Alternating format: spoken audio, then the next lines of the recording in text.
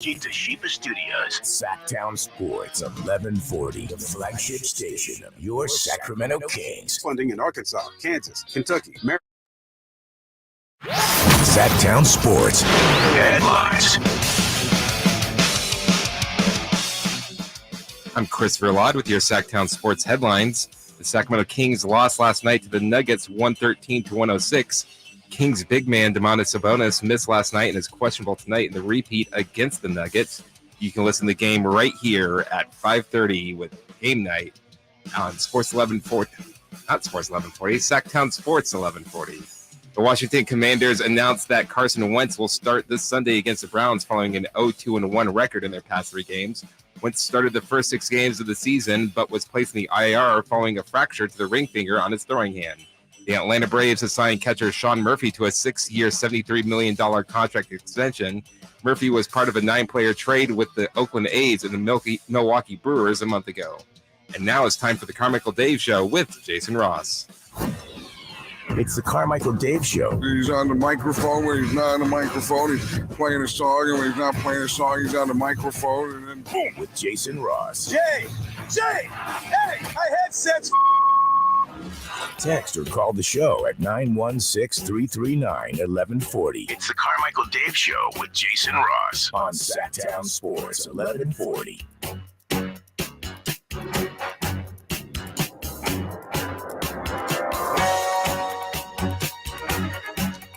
We are here. We are back. Welcome in. Good morning on this Wednesday. December 28th. Thank you for being here. Jason Ross, no Carmichael Dave, no Jay Marsh. Christopher Lott is in. I am here as well. We are glad you are here with us. Those of you that are joining us this morning, up bright and early. And I know a lot of you were anticipating maybe a surprising Kings win last night. Did not happen. Though there were moments where they looked good. 20-point lead at one point.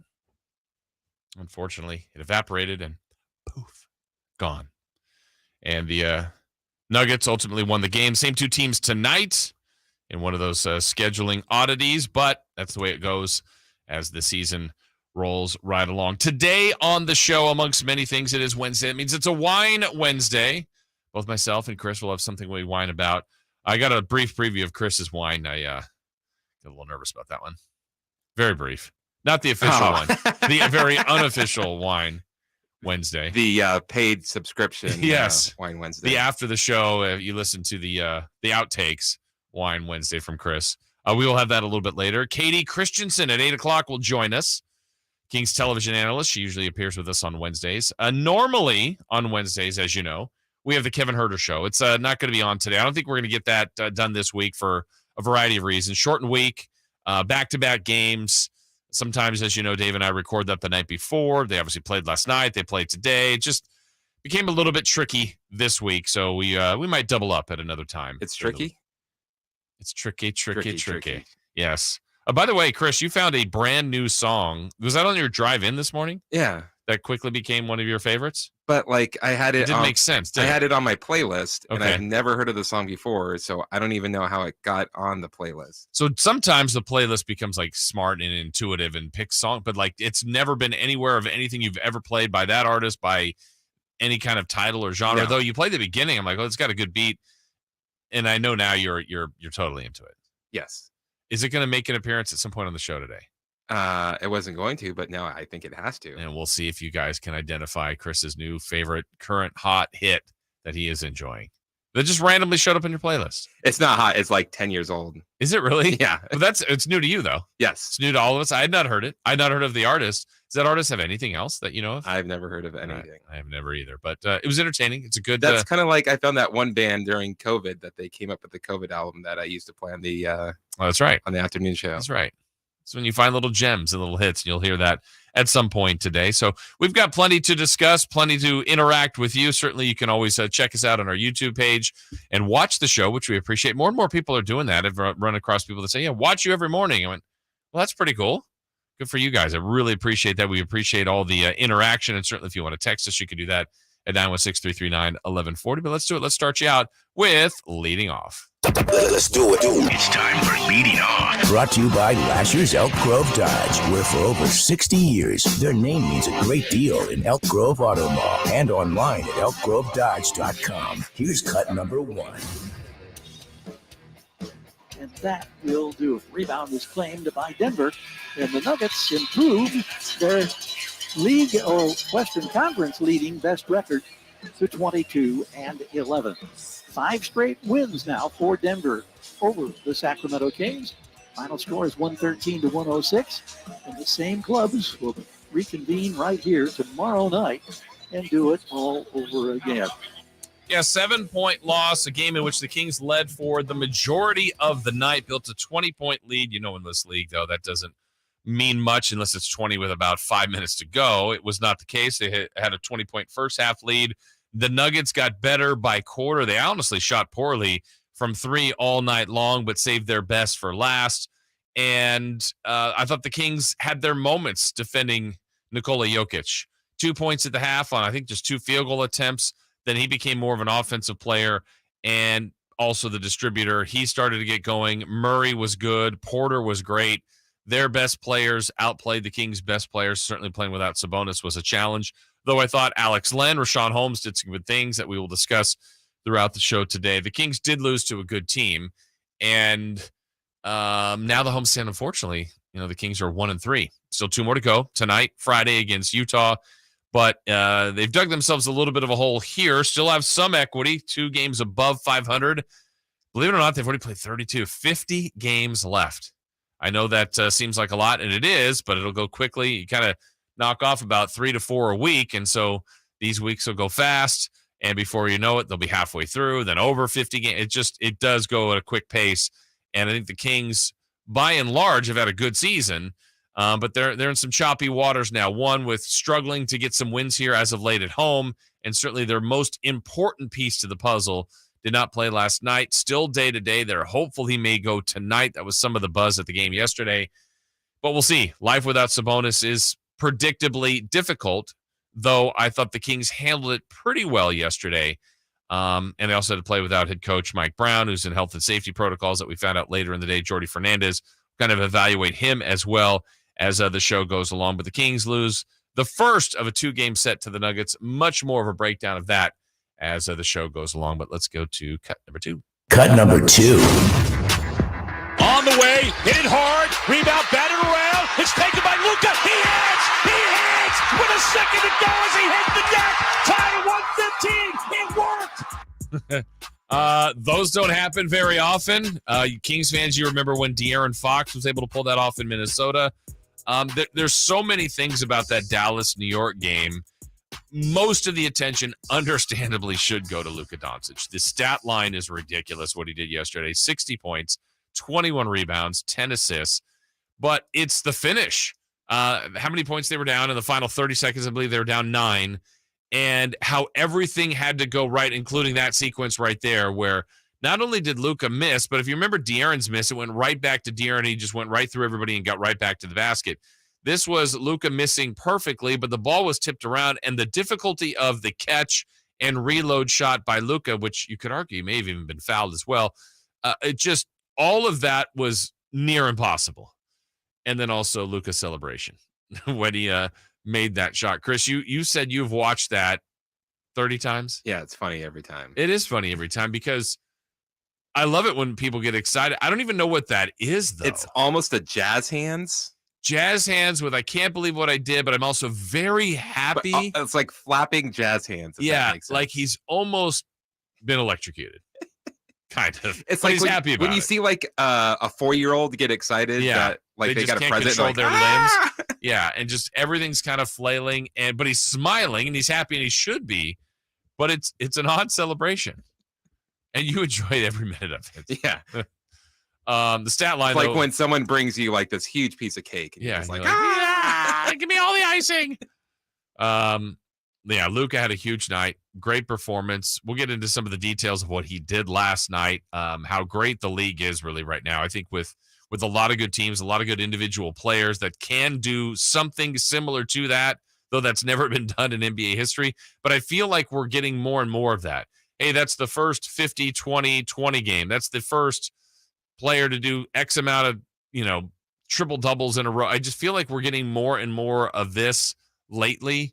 And the fact that the league has a lot of really good individual players with a decent amount of good teams, I think it's really good for the sport. I think it's good for the league. I think it's good to have this kind of talent pool spread around the league, though I don't know how many teams I feel could really win it all. And Dallas is going to be in that spot where Luka is playing like an MVP. He's one of the league's great players.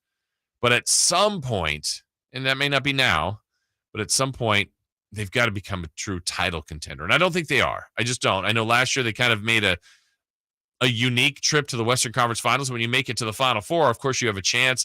Never thought they would beat the Warriors. They did not. I didn't think they could win and beat a team out of the East. They did not get that opportunity. And this year, they're kind of going down the same pattern as last year, to be honest. They were okay for a portion of the year. Then they finished really well and then got hot in the postseason. But with all that, an amazing night by Luka Doncic. All right, last one here from leading off. Cut number 3. Right-hander at the belt. Here it is to Murph. And a deep drive, left center field. Green will turn and watch it fly. A tremendous shot. It might have landed in one of the suites out there in left center by Murphy. And the A's take a 3-0 lead. We're still a few months away from baseball, and that's the great Ken Korak there from the A's radio network. Well, ex-Oakland A, you knew about this, Sean Murphy, was part of a, 9-player, 3-team trade not long ago, where he ended up on the Atlanta Braves. Well, good news for Murph. He was playing for an organization that traditionally doesn't play or doesn't pay their players very well. He gets traded, goes to a good team in Atlanta, a team that's going to threaten to do some damage again in the National League. Well, yesterday he signed a new deal with the Braves, 6 years, $73 million. The cycle continues. I mean, this is nothing new for A's fans. You build them up, you develop them, and then they ship out and go somewhere else and make their money and maybe make a bigger name for themselves. Murphy's a good player, and that's money that he would never gotten from the A's. And I always root for guys to get their money when they have that window of opportunity. Baseball's window generally is a little bit longer than certainly football and can be than basketball. But Murphy, again, built that name in that Oakland A's organization, became a really good player for them, became a player that they ultimately couldn't pay to keep. So they trade him, get assets back. Now they'll build this next group of young talent, which they're now year 2 into this coming up, and it's going to be another lean season, I would think, for the A's. But the names will start to develop and start to become household names and become better players, but the cycle will continue until they change their direction of how they run their organization. And every organization is run differently. It's a business still, and they use it more of a business model as opposed to a team like the Mets right now that, Steve Cohen there is going to spend whatever he can to get the best players. Different models, different ways to do it. I know which teams I prefer to root for and to watch and to enjoy seeing them go. But that's the situation the A's are in. And I do like this story, though, for former A's catcher Sean Murphy getting a new deal, 6 years, $73 million. All right. We've just begun. We've got a full show jam-packed with a lot of NBA coverage today.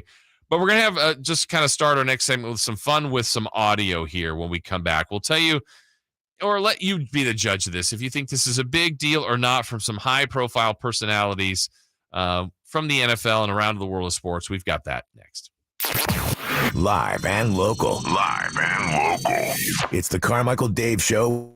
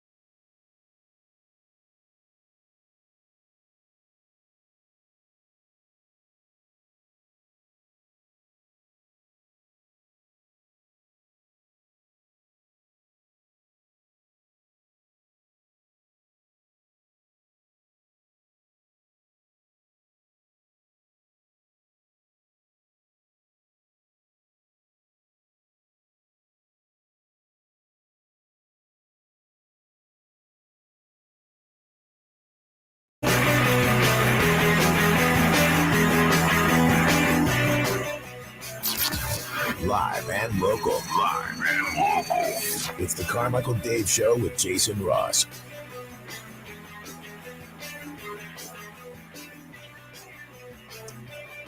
Hey, it's time to check out Coastside Medical Clinic, who's dedicated to providing breakthrough remedies for men. As we continue here, Jason Ross, Christopher Lodd's in studio here on the other side of the glass. No Carmichael Dave today. He is off this week. So is Jay Mars. Guys will be back next week into the new year, end of the calendar year. Maybe as the week goes on, we'll look back at some of the better moments and different moments, memorable moments of 2022. The years keep going faster and faster.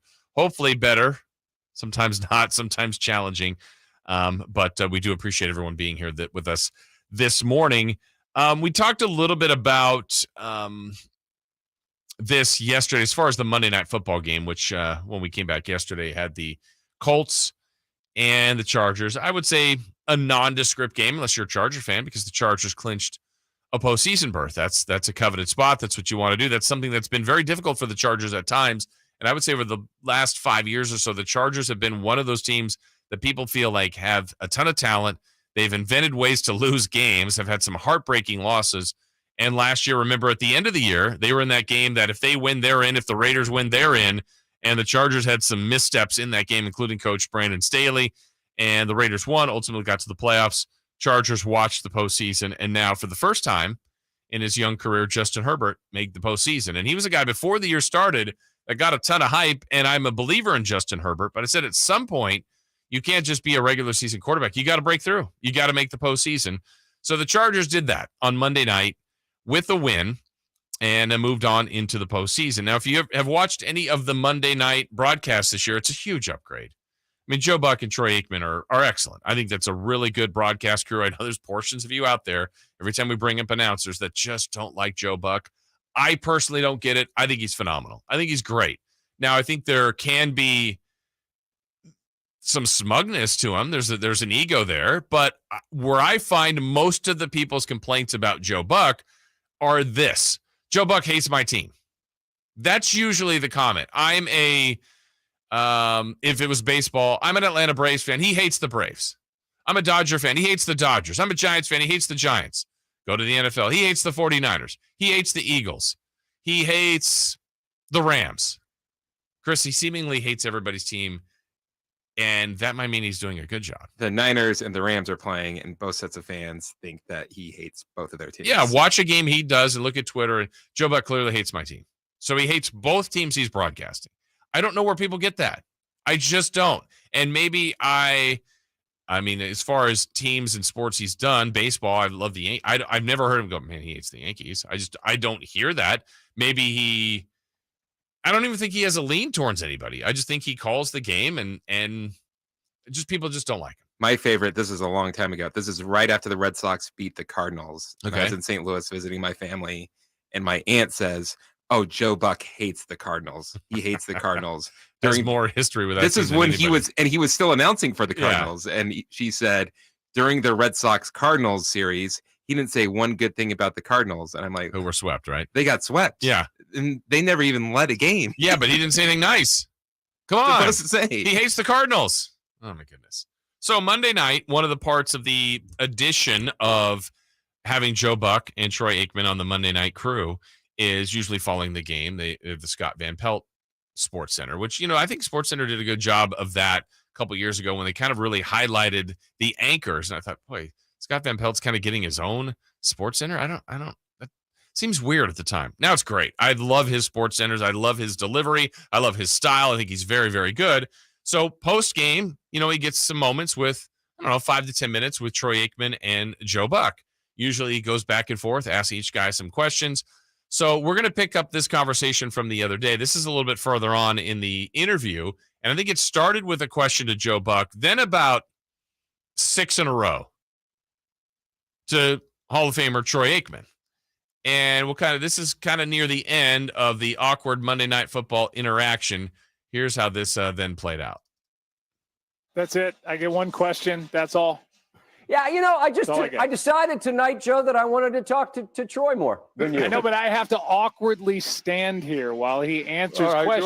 You want me to block him out here? Ask me another one. Come on. Yeah, but it was warmer tonight. It was warmer tonight, wasn't it? Huh? Warmer? It sure was. Yep, inside. Inside. Yeah, that's good. Thank you. That was my second question. Yes. Did you have a good Christmas, it was warmer Joe? inside. Was it a nice Christmas? I had a good Christmas. Yeah, little boys had a nice Christmas. I appreciate it. One got a drum set, one got a guitar. That's why I'm happy I'm in Indianapolis tonight. Yeah, but you got that private jet money, buddy. You'll get home by 11 local. Yeah, but don't tell Michelle that. I'm gonna milk this for another couple of days. All right. Exactly right. This is really getting awkward, and I'm gonna segue out of it. Boys, Happy New Year. It's your show. It's your show. Yeah, Thought you wanted ratings. Ooh. So, there's some truth to some of it. Do you feel this is a deal, Chris, or is this just playful banter? I think it's the couple of times I've seen it and listened to it. I think it started off playful. Yeah. And it just somehow. I feel like there's some jabs in there. Yeah. It's somehow snowballed. And I don't know if it's just, okay, I was upset in the moment for being Joe Buck, like, hey, really, and maybe teasing, and then maybe there's a few jabs. Oh, you're gonna play with me here. Okay. Then I'm gonna say this. Oh, I thought you wanted ratings. Then that's basically a slam at your partner, Troy Aikman. If you're saying just talk to me, I feel like there's a lot of playfulness behind it, but it did feel like there was a little hint of an edge to it. It sounded like Joe was done for the night. Yeah, and I know they haven't had all of the best Monday night games. I didn't think Monday night was that great either. But where are you going, Joe? Private plane. And I thought that was a jab by Van Pelt. Oh yeah, that was definitely. And then just even, hey, was it warmer? You were comfortable? I don't know. I think in the end they're good. I don't think it's that big of a deal. But playing that out live, high profile people, ego, personality. But that's that. It is a weird situation where a lot of times the etiquette would be question. You kind of bounce back between the two guys. But he literally went about 5 in a row to Troy. And so when I had heard about this, then I watched the whole thing. And to me, again, now I'm trying to interpret a scenario that I'm watching. I thought Joe Buck was looking like he was getting progressively angry, but I also was probably putting a little bit of that in my own head. You know what I mean? I don't know how he was feeling internally, but it was just like, I think I told you earlier, it sounded like maybe he was like trying to joke and they just weren't clicking. Yeah, it could be. We'll have to see how next Monday night goes between those two. So we just thought we'd have some fun with that. We've got much more of the NBA to get to, including the Kings' first look at playing without Domantas Sabonis. But when we come back, one more thing on the NFL. If you can't get that targeted top spot in the NFL, right? That number 1 seed is the most coveted spot because that's the only one now that gets a bye. I'll tell you which spot everybody should be playing for and why. We'll do that next. The Carmichael Dave Show with Jason Ross. Sacramento weather is brought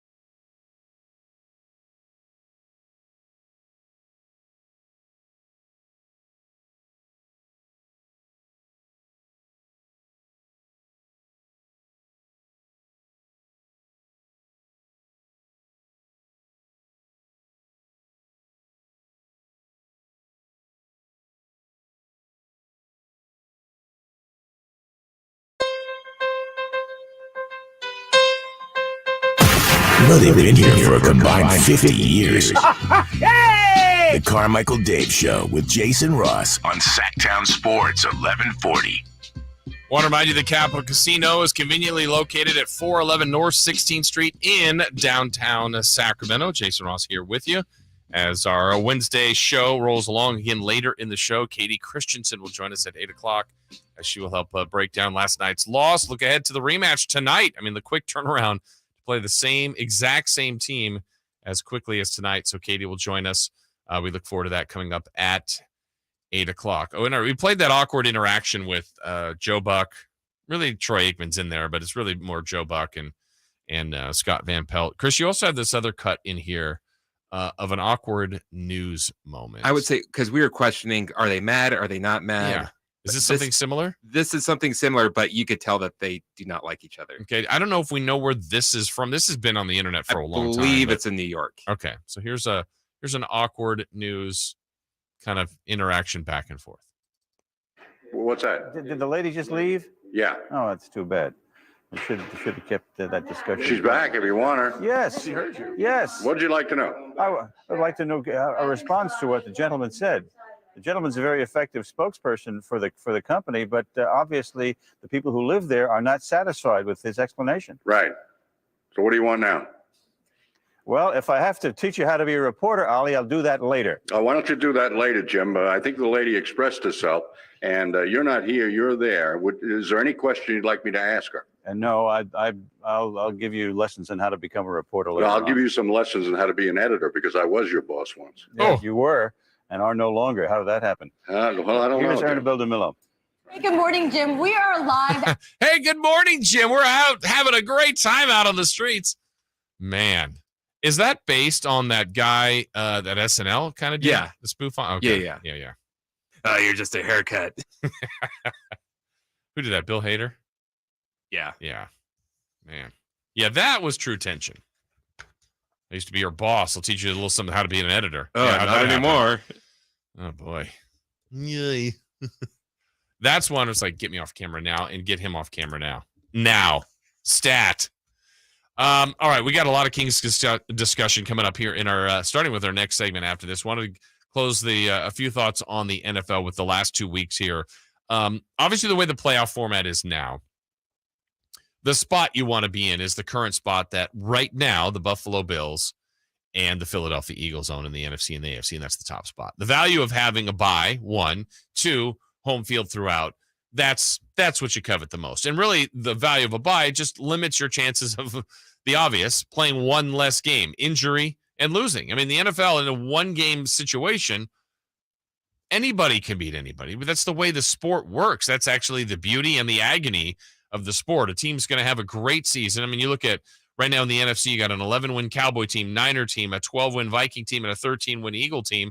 Those are all strong seasons. AFC, you got a 10-win Ravens, 11 Bengals, 12 Chiefs, and 12 Bills. Those are all quality teams that probably feel like they're having a Super Bowl type caliber year. Well, the obvious statement is only one's going to go there from the AFC and the NFC, and it might not even be any of those teams. But you want to be the 1 seed. You want to have home field. You want to protect yourself from one less game, protect yourself from one less game of injury, and have that home field path. But here's the big asterisk to that. If you can't get that, there's 6 other teams that make it in the AFC and the NFC. And right now, to me, there's clearly a spot that would be desirable if you can't get the 1 seed. Now, generally, you would still want the 2 or the 3 to get as much home field as possible. That makes logical sense. But if you look at the way the playoff format is set up and the way the bracket is looking at the moment, I think each division has a familiar theme of an ideal location that could just be kind of hidden right there. Nobody's really paying attention to that spot. Maybe you fly under the radar. You might not have as much home field as you'd like.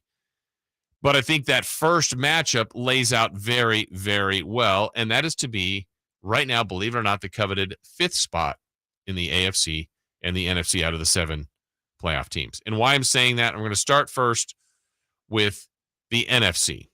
The 5th spot right now belongs to the Dallas Cowboys, and most likely will be the Dallas Cowboys because the top 4 spots go to division winners. And the way that looks now, is it's Dallas, unless a miracle happens and that gets flipped with Philadelphia, but likely that won't happen. You've got the Cowboys at 5, and who's at 4? Currently, it's Tampa, and I know, do you really want to play Tom Brady? Sure. Tampa's not the same team. They're 7-8. Could they get hot in the postseason? I guess. But you've watched them all season long. Do they have the look of a team that should be feared, that you think could make a long playoff run? And guess what? It may not even be Tampa. It still could be New Orleans or Carolina. And I'd much rather play them in the first round, any of those three, than certainly the 49ers. Then, well, you might want a shot at the Vikings, but I think this one is pretty crystal clear that you want the NFC South team, and that's going to be the 4th seed. So the Cowboys are in a really good position there. They'd have to go on the road, but I think Dallas is well-suited to go play on the road to beat either Tampa Bay, New Orleans, or Carolina. That's a really good opening round spot. Now, the same thing, the same ideal, and the same concept is set up right now in the AFC, and it might even be more of an ideal spot. Now, there's more teams chasing it, too. This is what's going to make it interesting. It really looks like Dallas will be the 5th seed. In the AFC, currently the 5th seed is Baltimore. Now, that can move. And that could move pretty quickly because Baltimore could still win the division and leapfrog Cincinnati. You've got the Chargers just a game behind them, so they could leapfrog them. And why you want to be 5th in the AFC is because the 4th spot currently belongs to the AFC South.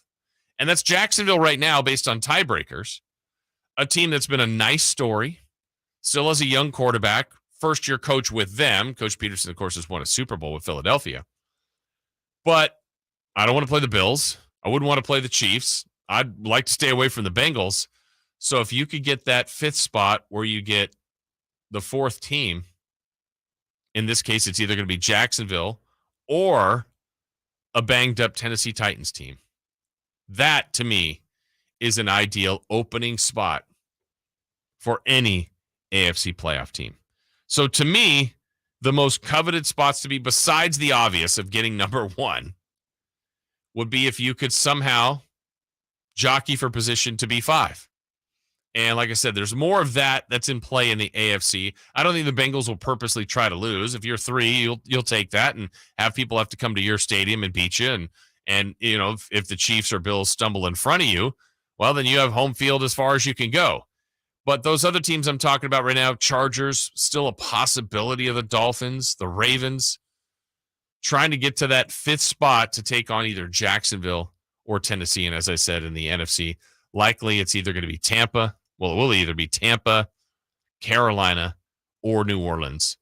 And if you're the Cowboys, you feel pretty good about that. A team that's going to likely win 12 or 13 games and still not win their division, but be one of the better teams in football.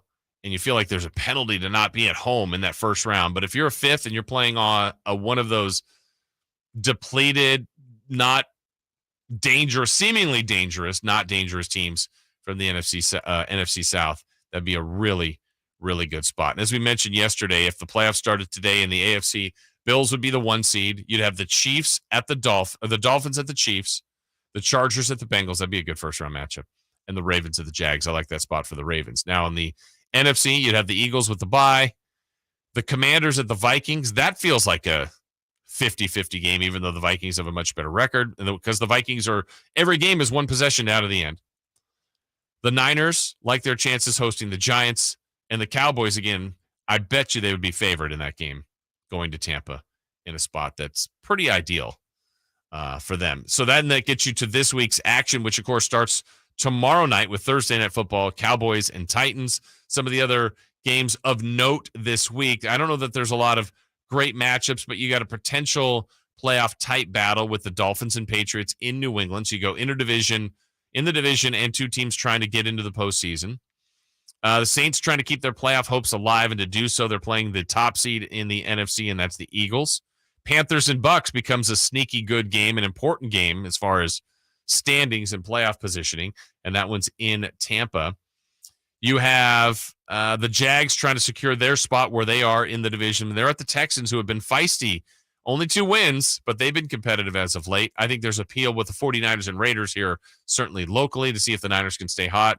I don't even know what the appeal is for Raiders, but I guess that would feel like a mini victory for them if they obviously beat the 49ers and some bragging rights there. They only play each other every 4 years. Some other teams that have some important games, the Vikings at the Packers. Can the Packers keep this momentum going? And then you've got the Bills and Bengals, which to me is the best game of the week, but that is Monday night in Cincinnati. All right, so giving you some football thoughts. We got to do it. We got to jump into the NBA now, and the Sacramento Kings did some good, some bad, some ugly last night. We'll recap what we saw from our 3 in the key predictions. Also jump into tonight's 3 in the key. We'll do all that and more when we come back.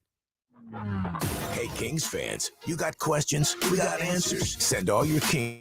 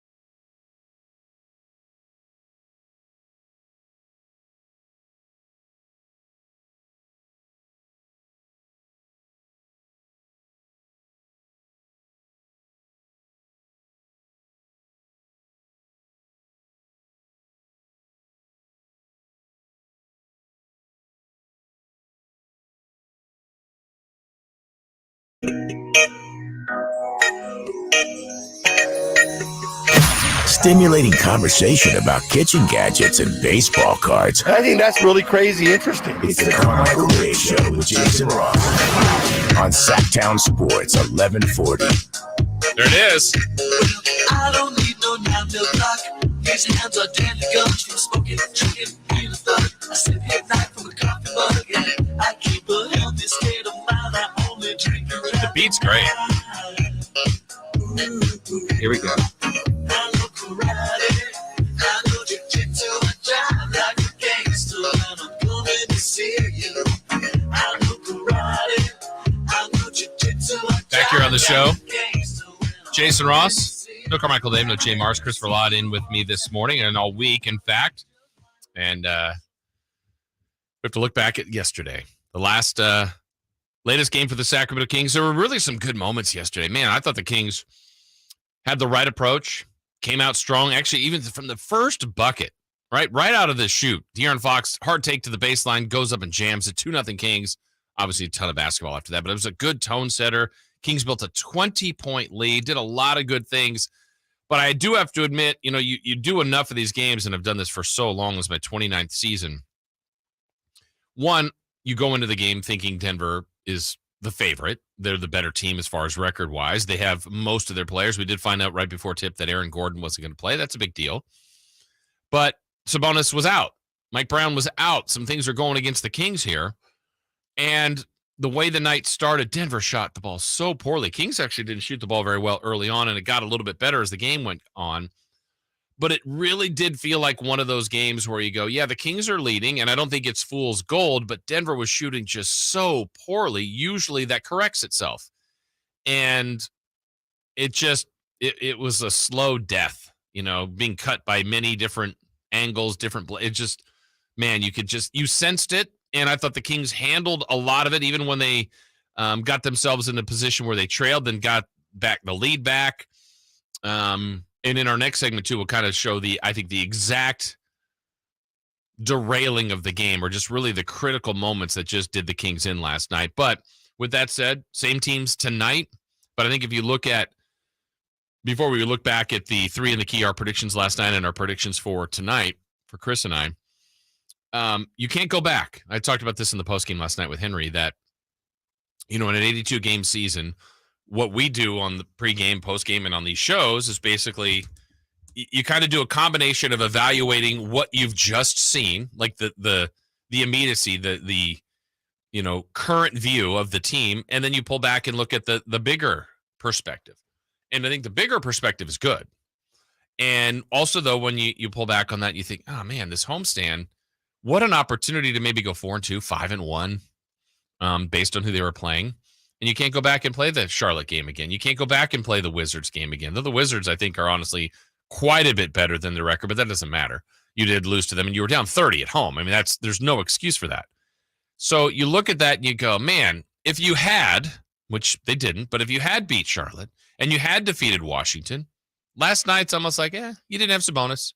Coach Brown was a late, omission, wasn't going to be able to be there for health and safety. They've got their roster. It's a tough one to walk into. But the reality is you didn't beat Washington.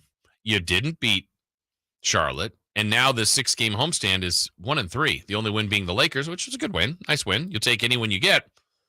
But you feel like now, man, you've got to find a way to more than compete, steal a game tonight, and get the Jazz on Friday. And then you go 3-3, maybe disappointing, but winning the last 2. Okay, you're okay. But boy, it just ramps up the pressure now as the Kings are 17-15. Denver, very impressive, 22-11.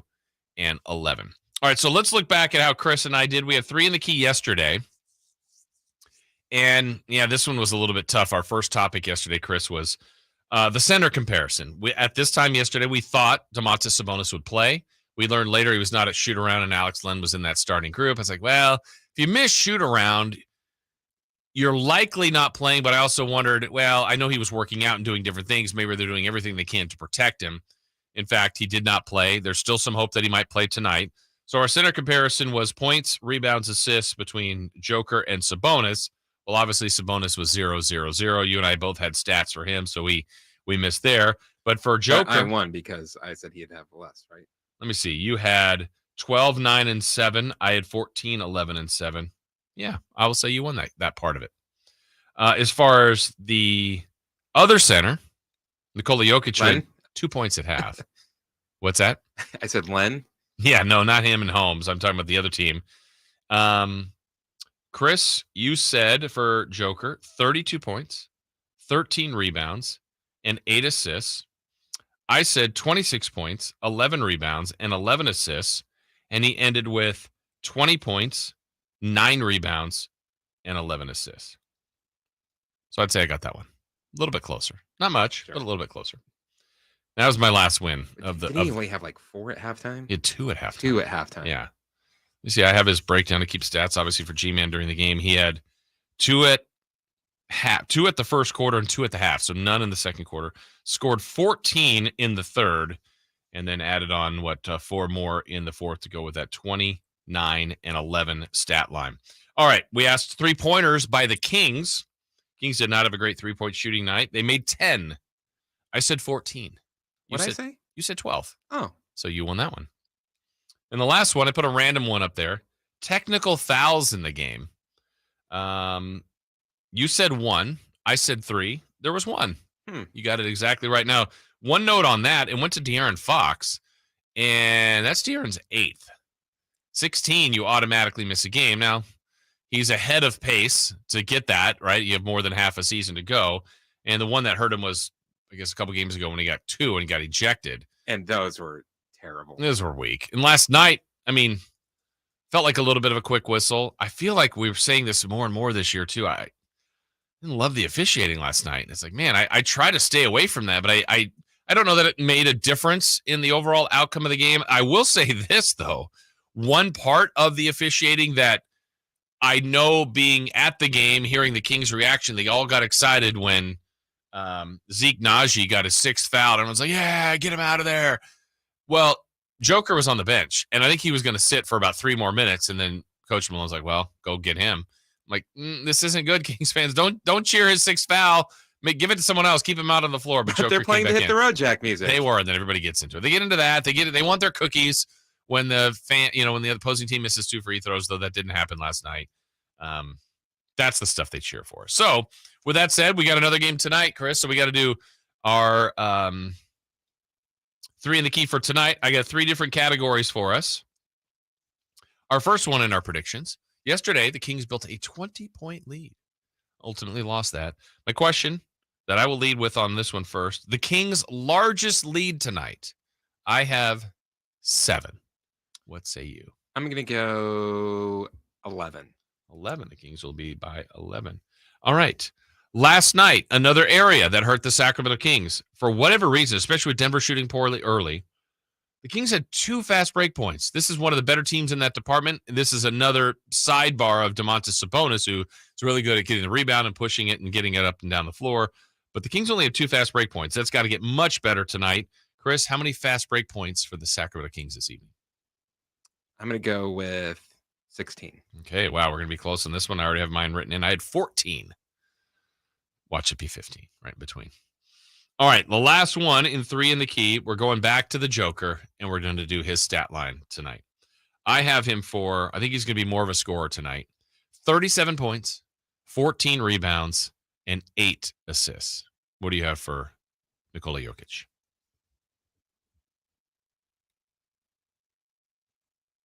I don't hear you, Chris, on that one. I'm going to go with 32 points. Okay. I'm going to go with 14 rebounds and 7 assists. Wow, we're close on both of those in our 3 in the key. Yeah, there's going to be some things that have to be improved upon for Sacramento that we will do a little bit more detail here, because the uniqueness of playing the same team on back-to-back nights, we mentioned this yesterday, when you're the losing team, what are the adjustments you'll make? I know one of the things we talked about in the postgame last night with Henry was he thought the Kings were a little bit too quick as the game went along on the double team to Jokić and some of the guys they left open. And here was Denver, the league's leading 3-point shooting team that was having an off night.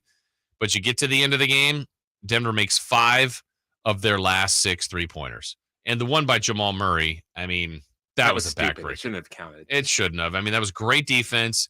It looked like, hey, I just got to get this ball near the rim. And, of course, it's all net. And you go, It's not your night.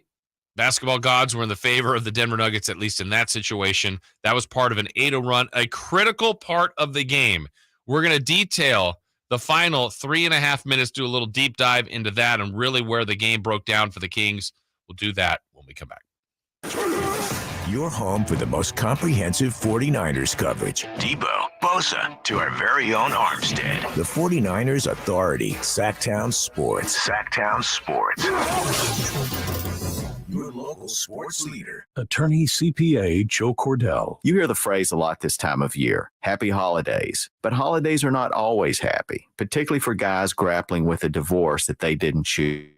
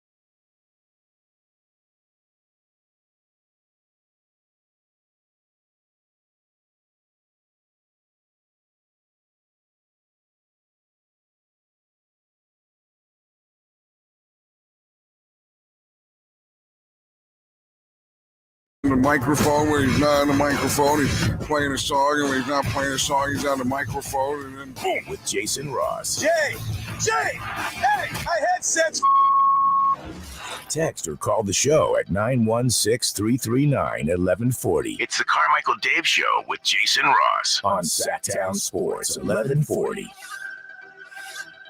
The Herder gives now to Malik Monk, attacks the baseline, looks for the cutter. Davion twists, that hit, feeds it out to Herder. 3 on the way, score the triple, and Herder makes it a 20-point lead for Sacramento. Kings are on top 44-24. Herder now in double digits, has 10. That was the peak, up by 20 at one point in the first half. The Sacramento Kings played hard, brought the effort, brought the energy. Fans were behind them, played a good team, couldn't finish. As the Denver Nuggets take the first of this little 2-game mini series. Tonight, same 2 teams at Golden One Center. We don't know about Sabonis, game time decision. Don't know about Aaron Gordon, as he was kind of a late scratch there with that right shoulder sprain last night. But the big 3 last night for Denver, all really good. Jokić had a great second half. Porter was good all game long. He ended with 30. And Murray kind of found his way to his 25-point performance. So amongst all the different things that happen so many times, an NBA game comes down to the last couple of minutes. I mean, it really, really does. And it's the journey to get there. You're going to have a team that's established a double-digit lead at some point somewhere. Now, the Kings built it to 20, as you heard there on the Herder highlight, up by 20 at 44-24. That was the peak lead for the Kings. I thought the Kings, the first time through, I made the notes while I was watching the game and doing stats there for G-Man. Kings were up 25-16 the first time Nikola Jokić got a breather. Now, what you need to do when he goes out is take advantage of those minutes. He came back in, and the Kings were up 17. So, excellent job of doing that without their best player. Attack them. Go. Get easy baskets. Build that lead. The second time Jokić went out, he went out late third quarter into the early fourth. And I brought that up the last segment. He was going to be out longer for Coach Malone, but,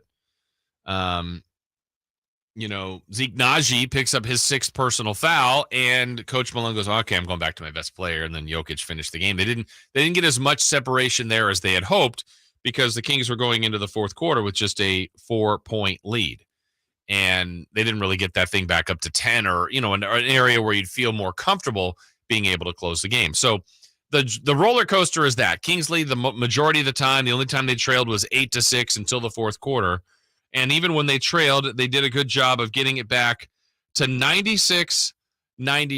And here's where the game completely changed for the Kings. So 96-96, Denver takes a timeout. There's 3 minutes and 28 seconds left. So Denver out of the timeout, what are they going to run? You got to figure it's something involving the Joker. But here's the sequence. The first sequence out of that timeout, again, tie game, anybody's game. 3.5 minutes to go, 96-96. Kings are the home team. You feel good about that. Denver's got more of their better players in. You probably feel good about that for them. Here's the play when the game is tied at 96. Jamal Murray heads up the floor now, is greeted by De'Aaron Fox. Joker sets a back pick, popping out now. It's Kentavious Caldwell-Pope. He takes the feed in the left wing. One dribble only. In rhythm, Porter Jr. for 3. He nails another one. It's his 5th in 9 attempts. He's got a 30-point ball game. It's the second time this season he scored 30 or more. His season high came at Chicago, 31 against the Bulls. And so Michael Porter Jr., part of the decision, understandably so by the Kings, to effectively surround Jokić, double team him, get aggressive with him. I think it's smart. Made a lot of logic to that. You want other people to beat you. Well, Porter got warm early. He had 19 at half. That was his last basket there. He had 30. So you got a guy that's built his confidence. And obviously he's more than capable of having a good night, as your G-Man described. A couple times he's had 30-point games. He goes for 30. But, okay, they hit a 3 out of the timeout. 99-96. No big deal. You're only down 1 possession. You can very much overcome that. No issue. The next sequence, offensively, the Kings had De'Aaron Fox attack the basket. About a 5 to 6 foot runner that was partially blocked by Kentavious Caldwell-Pope. Grabbed by Jamal Murray. So still a 3-point lead for Denver. Each team has had 1 possession. Denver gets a 3. Kings get a miss and no offensive rebound. The next possession to me was the killer of the night, and you're actually going to hear 2 consecutive possessions here on this call. Defensive switch, has Herter on him, kicks to Porter, 3 on the clock, dumps it back to Murray, 1 on the clock, desperate heave for 3, and he scores it! Oh, what a dagger thrown down by Jamal Murray. Desperate heave, deep right wing, he has 21 points. More importantly, Denver has their biggest lead, and a turnover, mishandled ball, Trey Lyles, run to the rim, score, Murray. It's 104-96. 8 straight points for the Denver Nuggets. It's quick. It was quick. You had, as I said first, the Porter 3, the Fox missed runner, let's say that was partially blocked. And that sequence, the defense was really good by the Kings. It was really good. Jamal Murray threw that up at the rim basically to try to hit the rim, to keep his shot clock alive, maybe get a tip back or an offensive rebound somehow. His body was turned. It was a prayer, as described by the G-Man, and it was nothing but net. So bad luck there. Now it's 6-point deficit. You heard then coming down to the other end, De'Aaron Fox with the turnover intended for Trey Lyles. Quickly a layup on a run out. 8 straight points. I told you it was 3 minutes and 28 seconds left. Timeout, tie game at 96. In a matter of 1 minute and 10 seconds, it's now a 3-possession game and the Kings are down 8. Just like that. It's little things. It's little details. I don't know what the Kings could have done much on that first Porter 3. The Murray 3 was rotten luck. I mean, it's a player. It's the NBA. Those people can make those shots. You've seen it made by Kings and by other players, but that's bad luck. The missed shot that was blocked, on the Fox attempt and the turnovers really, you can't happen. And, you credit Denver for the defense on the other part, but it's small things.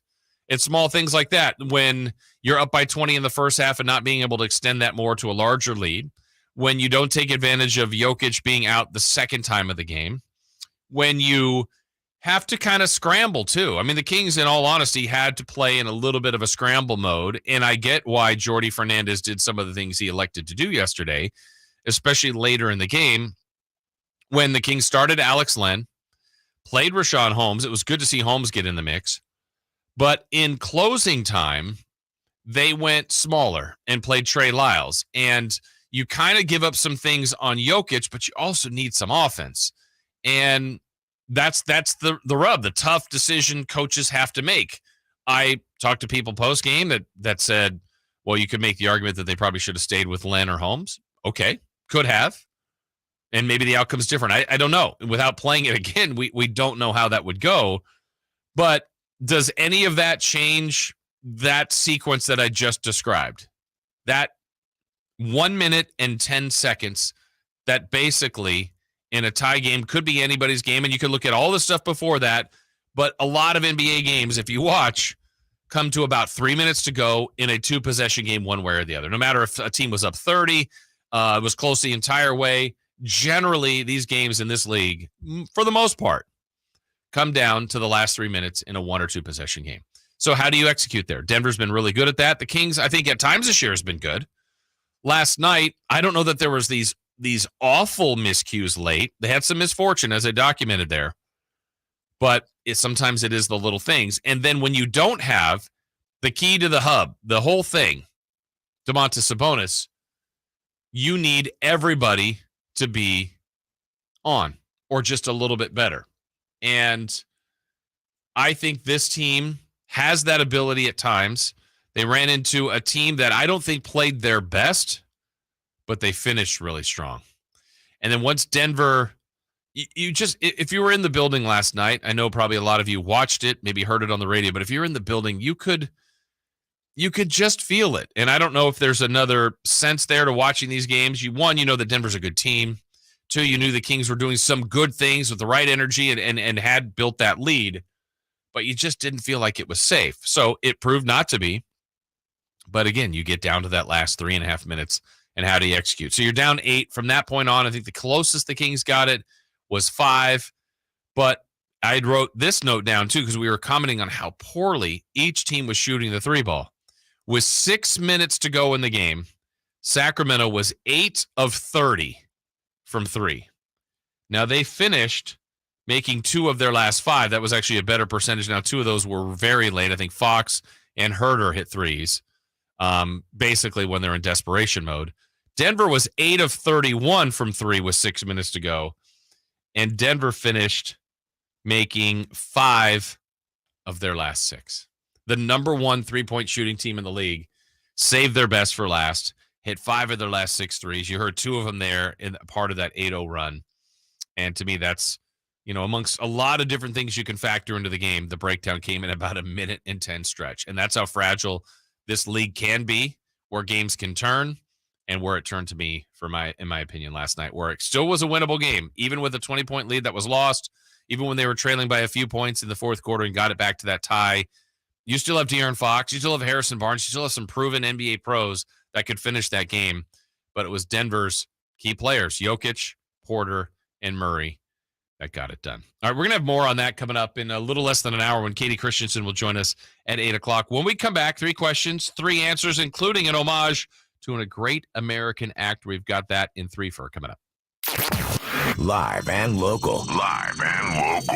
It's the Carmichael Dave Show with Jason Ross. Hey, it's Carmichael Dave. Happy holidays to all of you. And my friends at American Energy have a present. They want to make sure you and your family are safe this winter with a $49 furnace tune-up to ensure your system is running safely and efficiently. Plus, if you're ready for a new one, get half off with American Energy's 50% off furnace special. When you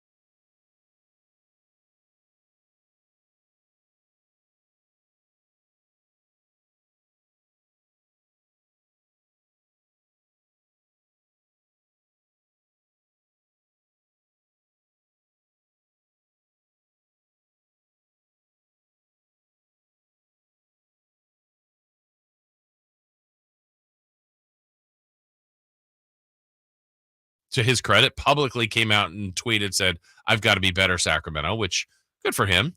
I mean, look, everybody can have an off night. I thought he made some bad decisions. I don't really care if he missed shots. I mean, you want everybody to make every shot, but he made some decisions that I think weren't his best. So you look at that. You look at maybe some missed opportunities on playing guys, but again, decided to go small late. That's a tough call to make in the game. But I think that's something Mike Brown might have done too. So, it was his birthday. I know he wanted to win on his birthday. Unfortunately, did not. But he'll get another crack at this. And I think at some point, sometime soon, we're going to see Jordi Fernandez as a head coach in the NBA. My question. Question 2. The Dallas Mavericks unveiled a statue of Dirk Nowitzki the other day. How would you rate the statue of the Mavs legend? Well, statues are funny because sometimes those can look just you're like, wait, did you? I know I couldn't do this, but did you try? What picture were you looking at? This one looks great. I think Dirk, this was one of the most realistic. You could put that statue at any arena and you go, oh, that's Dirk Nowitzki. Like you don't have to be in Dallas. It's the one-legged step back, high release point, long shorts, hair. Like it looks like Dirk Nowitzki. I think they did a really good job with that statue. Chris, you're going to have to help me on the one. Which soccer player Cristiano Ronaldo. It was Ronaldo. That's who I wanted to say. Okay, like that one is pretty famous for how bad it was. I'm trying to think of some others on the negative side where you just go, well, it's not necessarily flattering or doesn't even look like the player. But this one is good. This one's a good replica. They've got him seemingly in motion. Obviously, it's a statue, but it looks good. Did you get a good look at the Nowitzki statue? It's a good thing. Remember, like they had that the miniaturized version of it that they unveiled last season. Oh, I don't remember seeing that. Oh, you didn't see that? Mm-hmm. And it had 3 basketballs, and it was like, yeah. Where like, why are you looks having? Pretty sus. Yeah, it was like supposed to be obviously him shooting, but it's like, why? So why are there it's 3? a good thing that they just got the one ball. Yeah, well, it's probably nice that they unveiled that because they're like, okay, cancel the other 2 basketballs and just leave the one. That is super smart because like once the statue goes up, it's up. That's it. Yeah, you're not changing it after that. So you need to have people on the outside like, that's stupid. Yeah, they do a little tester and go, it looks pretty good, but cancel the other 2 basketballs. Okay, the easy adjustment. Now you get the statue and you unveil it. Yeah, that is smart that they did that. All right, question 3. Question 3. Actor Denzel Washington is celebrating his birthday today. I've been keeping up on celebrity birthdays. Yes. What is your favorite movie with Denzel in it? Okay, well, he's got a great catalog. I mean, he's got a lot of movies. So now it's your own personal favorite. I mean, Training Day is amazing. That might be my favorite. He's just so great in it. It just feels like, I think when actors play a part so well, you just can't picture anyone else doing it. And he was brilliant in Training Day. Let me look up some of his. There's gonna be other movies that I personally like. It's not his best movie, but I enjoyed Two Guns. Virtuosity. I didn't see that one. Is it good? No. Did you see Two Guns? No. With him and Mark Wahlberg, just an entertainment, type movie. I really liked him in Flight. Flight was good. He played that character pretty well. Oh, and Malcolm X, he's amazing. I've seen a lot of his movies. I'm trying to look back at some other older stuff. I liked Inside Man. That was a good one in I don't know if that was around 2010. He had like a string of those types of movies. Yeah. He's got a great resume. Let me see. Man on Fire, Out of Time, Remember the Titans. He's made a lot of good movies. And there's Virtuosity, 1995. I did not. What is that about? With Russell Crowe. In 95? Yes. Okay, I don't remember. Oh, Pelican Brief was good. Philadelphia. You mentioned Malcolm X. Well, I liked Ricochet. That was a long time ago. That was a good one. He's done a good job. He's got a good career. Man, some of his early ones I did not see, but he's good. And I know coming up later, we're going to talk about some of the movies of 2023. Equalizer 3. I didn't see either one of those. I think those were supposedly pretty good. I haven't either, but I've heard they're good. I know they made a TV show out of it, at least the premise out of it. But I mean, like, there's only one movie to see in 2023. What's that? John Wick 4. Well, we're going to test that knowledge coming up a little bit later in news and notes about some movies coming up. But Denzel, I think he's I think he's likable. I think he's an actor. Like, if his movie comes out, I'm always going to consider seeing it. Now, whether I do or not, like, Denzel, it's probably something either very entertaining or pretty well done. Most times, I think he does good movies. I think there's a handful of actors like that. I would put Tom Hanks in. Like, I don't see all of them, but it's like, Tom Hanks movie, I'll probably see this. I don't see them all, but I think do you have a few actors like that generally, no matter what they make, you'll probably see their movies? Michael Pena. Okay. So you're a Paul big Rudd. fan of it. Paul Rudd's made good movies. What's the last Michael Pena movie that he's in? He's rarely the lead, but sometimes. The last movie I saw him in was Fantasy Island, and it was terrible. And that was supposed to be a horror movie, correct? Yeah. Okay. He was in that? Yeah. And then they made it up like he was going to be the lead, so I was excited for that. He's barely in the movie. Oh, he's just a bit part. I hate when they do that. When you see like the commercials or the previews for it, and you think, okay, they're going to have a prominent role in this thing, and then they barely appear. So there you go. There's our look at 3 for Madness. I thought Jordy Fernandez, like we said, did a good job last night. The Dirk statue, nicely done, and a handful of great movies really from Denzel Washington. Yeah, that'll show up later too, by the way. Oh, now I think the last Michael Pena movie I saw was Moonfall, which is an awful movie. Never even heard of that. What is that? The moon falls into the earth. Oh gosh, why was he making that? Come on, that's really what happens in the movie. Yeah. The moon falls. Okay? In your category of movies, you like to watch good movies, but you Yes. also like to watch movies that are so bad, Yeah, that they're good. That had to be in that category. Yes. And it was fantastic. Come on. Moonfall. All right. When we come back, the first run at playing without Domantas Sabonis, there's some good, there's some bad, there's some ugly. We'll explain that when we come back. The Carmichael Dave Show with Jason Ross. Winter storms. Protect your home with Buyers Leaf Guard gutter systems. The only one-piece seamless system guaranteed to be clog-free. Save up to $700 off installation labor. Visit that'sbuyers.com for details. That's Buyers. Jason Ross here to tell you about my friends at ACR Solar. I had someone just the other night at the arena, in fact, last night, come up to me and say, hey, what's the name of that company again? I said, it's ACR Solar. And then they kind of looked at me and I said, yeah, I know it's solar, but they did our roof. We were in a spot where we needed a new roof, and it's an investment that's, there's a substantial cost to it. You've got to get it right. You've got to feel comfortable with it. You got to like the company, trust the company, and then, of course, trust the results that you get. And I said, yes, yes, yes to all of that. To the Kings fan that was asking me about that yesterday, I said, look, we talked to a couple different companies. And when I talked to the folks at ACR Solar, from John, the owner, to Joe, the roofing expert, it just was the right connection for us. And this is something that we want this to be our final roof. And we've been in our home for 20 years. When we bought the house, I think the roof they had told us was about 10 to 12 years old. So, we're looking at 30 plus years of this roof. It was an old shake roof, and it really had so many trees that we had to cut down over the years, but just wear and tear. And it had done a great job, but we probably extended the life of the roof maybe a year or two too long. So we've had all this rain here in the last couple of weeks, and we got more coming this week. We were going to be in trouble. I can just tell you we were going to be, but now we're not. We feel good. One, the roof looks great.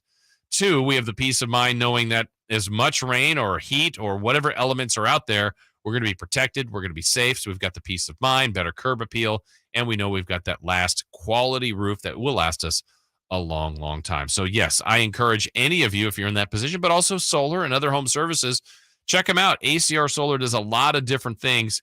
You'll be surprised at what they can help you with. So go to acrsolar.com. Have you heard the news?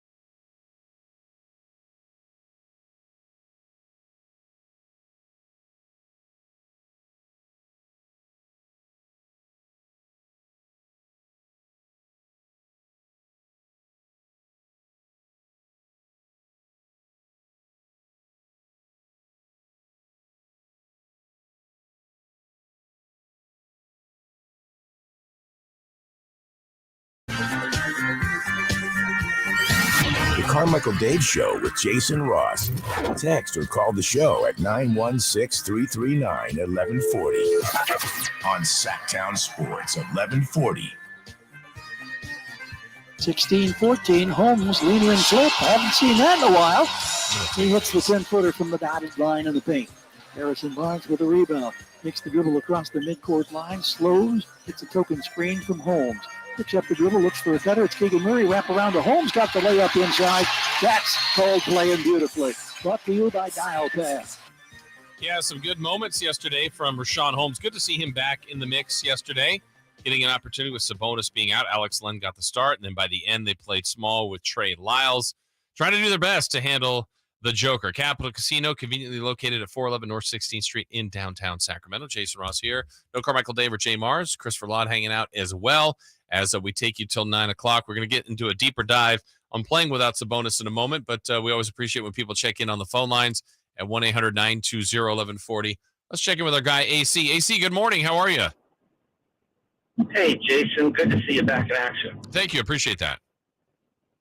So you haven't seen, neither of you have seen Equalizer. It's an awesome movie with Denzel. Both of them? Make a bad movie. Both first and second? I haven't seen the third one, but I've seen the second one. But you know how sequels go. Yeah. The second one's still good, but the first one is great. And I thought maybe they copied John Wick. It's the same premise. Super badass, goes crazy on some bad guys. Okay. But Denzel plays it great, and you also forgot to mention American Gangster. Great. Oh, that's great too. Great. You're right. Yeah. I was just going to say that the Kings, that just like the NFL is a game that you need a quarterback that can do things. There's no running game anymore. There's no running game stars anymore. The NBA, you got to live and die by the three. The Kings aren't making any, and tell me what you think about this. Buddy Hield used to get hounded by the other team's scouting report, and they would stick on him. And you watch Herter now. Herter gets hounded the same way Buddy used to get, and the Kings need him to make some threes. You can't win without making the three or defending it. Yeah, and this team, I saw the stat last night. I can't remember when they're shooting under a certain percent from three. I think they're now 1 of 9 or 1 and 9. And that's the other byproduct, AC, I think, that when Sabonis is out, I mean, he sets up so much for so many other people. So I think making the threes is going to be even more difficult over the next however amount of time he's out. Yeah, thanks for being back. Appreciate it. Thank you, AC. I appreciate that. Last night, let me look at the final numbers for the Kings. Yeah, we mentioned it earlier, 10 of 35 from three. Denver, the best three-point shooting team in the league, was 13 of 37, but made 5 of their last 6. That's really where the game was separated. And, you can even watch this as a little bit of a trend with this team. Keegan Murray, I think, is a guy that we know can shoot the three. Like to see him be a little bit more aggressive and with some takes to the basket, but a lot of times he's not in the lineup finishing the games. Malik Monk hasn't been on that same kind of crazy stretch. I think they need more from Monk and more from Mitchell off the bench. They're going to need Terrence Davis when he's called upon to hit, to have that stretch where he hits 4 or 5 threes in a game. Herter, hasn't been to that level that he was, which was out of this world at the beginning. And then Fox needs to make him too. So, I think Len took one last night. Sabonis has been making him at a decent clip. Barnes has to make him. I think collectively they got to get into that 14 to 15 made 3 range or more. And last night they struggled to get to 10. But last night also was about playing without Domantas Sabonis. And when we found out yesterday in the afternoon that he was officially out, I was looking up some numbers on how the Kings had played without him. Last year they were 5-6. So it's okay. It's acceptable. And he didn't play that much with Sacramento as far as when he got traded here. But they went 5-6 to now 0-1 this year. And, you have to do things a little bit differently. If you look at the way the centers combined to play last night, you had Alex Len that started, played almost 14 minutes, 2 points, 4 rebounds, and a couple of fouls. You had Richaun Holmes, as I mentioned, which was good to see him with his 8 points, 7 rebounds, and 2 assists. Let's hear Jordy Fernandez talk about the fill-ins for Domantas Sabonis. All 3 combined, 21 points, 22 rebounds from all those 3 guys. It tells you how good of teammates they are. They kept themselves ready and in shape to play. Rich played 23 minutes. Alex played 14 minutes.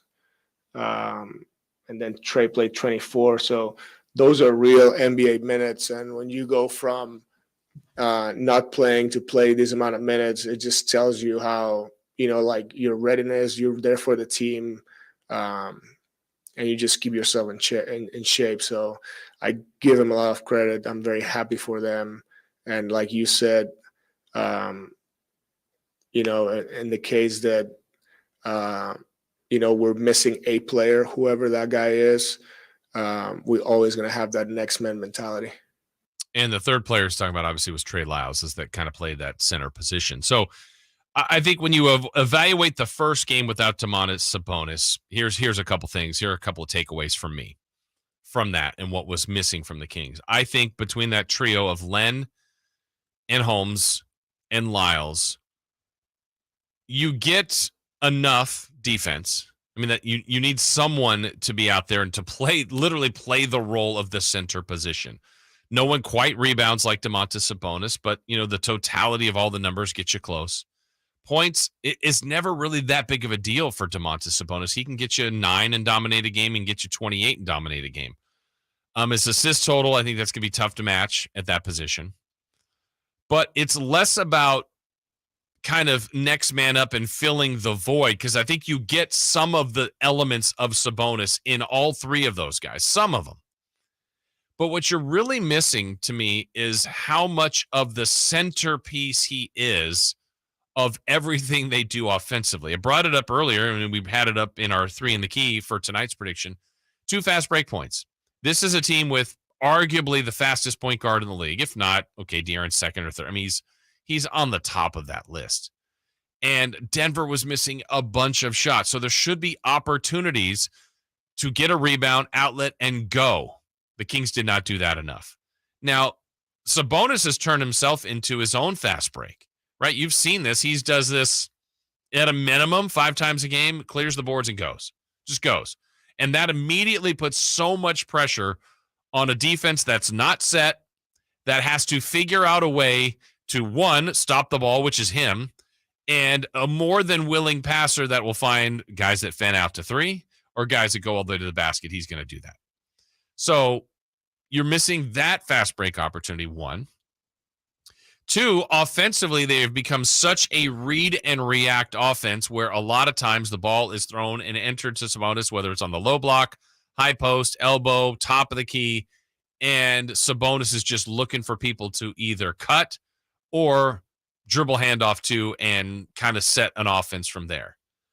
And those aren't necessarily the strong skill set points of Trey Lyles, of Rashawn Holmes, or of Alex Len. Now, they've got other abilities, but the offense hasn't been running that way at all this entirety of the season. So you have to find some other elements that fit into their skill set while still trying to keep true to your team's identity. And that's not easy to do in a game where, again, the Kings thought maybe Sabonis would play. They got early enough word that he wouldn't, but that's kind of scramble mode. And I think they did a good job of figuring out how to function, how to play, how to compete. But then it's the closing deal. Like we brought up in the last 2 segments ago, game's tied at 96. That's anybody's game with 3.5 minutes to go. You have an awful 1:10 stretch. You give up 8 straight points, and now you're playing catch up without your centerpiece. And now you're into the spot where you're not making threes. You got to hit a bunch of them and get all these stops. And, the Kings did a good job of pressuring the ball, running all over the place. But Denver would make free throws or execute just enough and keep them at enough of a distance to get the win. So evaluating how the team played, they played hard. I think at times they weren't smart enough with the basketball, but the effort, the compete level, all that stuff that has to be there, that should be non-negotiable, even if everybody's there or everybody's out. To be a good NBA team, you have to compete. You have to at least come with your best will to win to give yourself a chance. Kings do that. I'm pleased with that almost all year. But missing the very tangible numbers and those intangibles of Sabonis are really going to be a challenge for this team. And then if he does in fact play tonight or Friday or sometime very soon, can he keep playing at that level that makes him that special of a player? Now, this may be too unfair, but I don't think it's that far off. Take Jokić out last night. He's their best player. He does a lot of the same things that Sabonis does. You could say at a higher level. That's fine. I'm not saying they're the exact same stats providing, but the meaning to each team, it's the same. They do so much through Nikola Jokić. He's so gifted. He's so skilled. Take him off of Denver. Can they win a game? Of course they can. But they're going to look different. The Kings look different. I thought they scratched and clawed their way, like I said, to be competitive, to put up the fight. But everybody's just got to be a little bit better. And so for a guy like Richaun Holmes, who was given an opportunity, here he is talking about just trying to figure out where he fits in. I mean, it's been tough, a lot of adjustments, a lot of changes, but, as a professional, I got to figure it out, things of that sort, and that's just what I'm trying to do, figure out where I fit and how I can help this team and things that I can do on the floor to help or off the floor, whatever I can do. And, just trying to figure that out just so I can be the best player possible for this team. And I think he will if he gets more reps. Alex Len will. Trey Lyles, if they do Chimezie Metu, if they do Kayte, whatever they try to do is they're going to search. And again, with all that said, Kings built a 20-point lead. Kings had a tie game with 3.5 minutes to go without their key player. Best player, yes, maybe. Key player, for sure. They do so much around Domantas Sabonis, understandably, because they're getting incredible results out of him. Like I said, take away every team's central figure, what they do stuff around. Luka, Joker, Embiid, those teams look different. The Kings look different. They didn't look dramatically different, but there could be some games where it's going to be a lot more difficult than it even was last night. Tonight, they get another crack at Denver. We'll talk more about that. We also visit with Katie Christensen when she joins us at 8 o'clock, but we're going to get more player and coach reaction to kind of what went right, what went wrong last night. We'll do that when we return. The only place you'll find Keegan Murray is Sactown.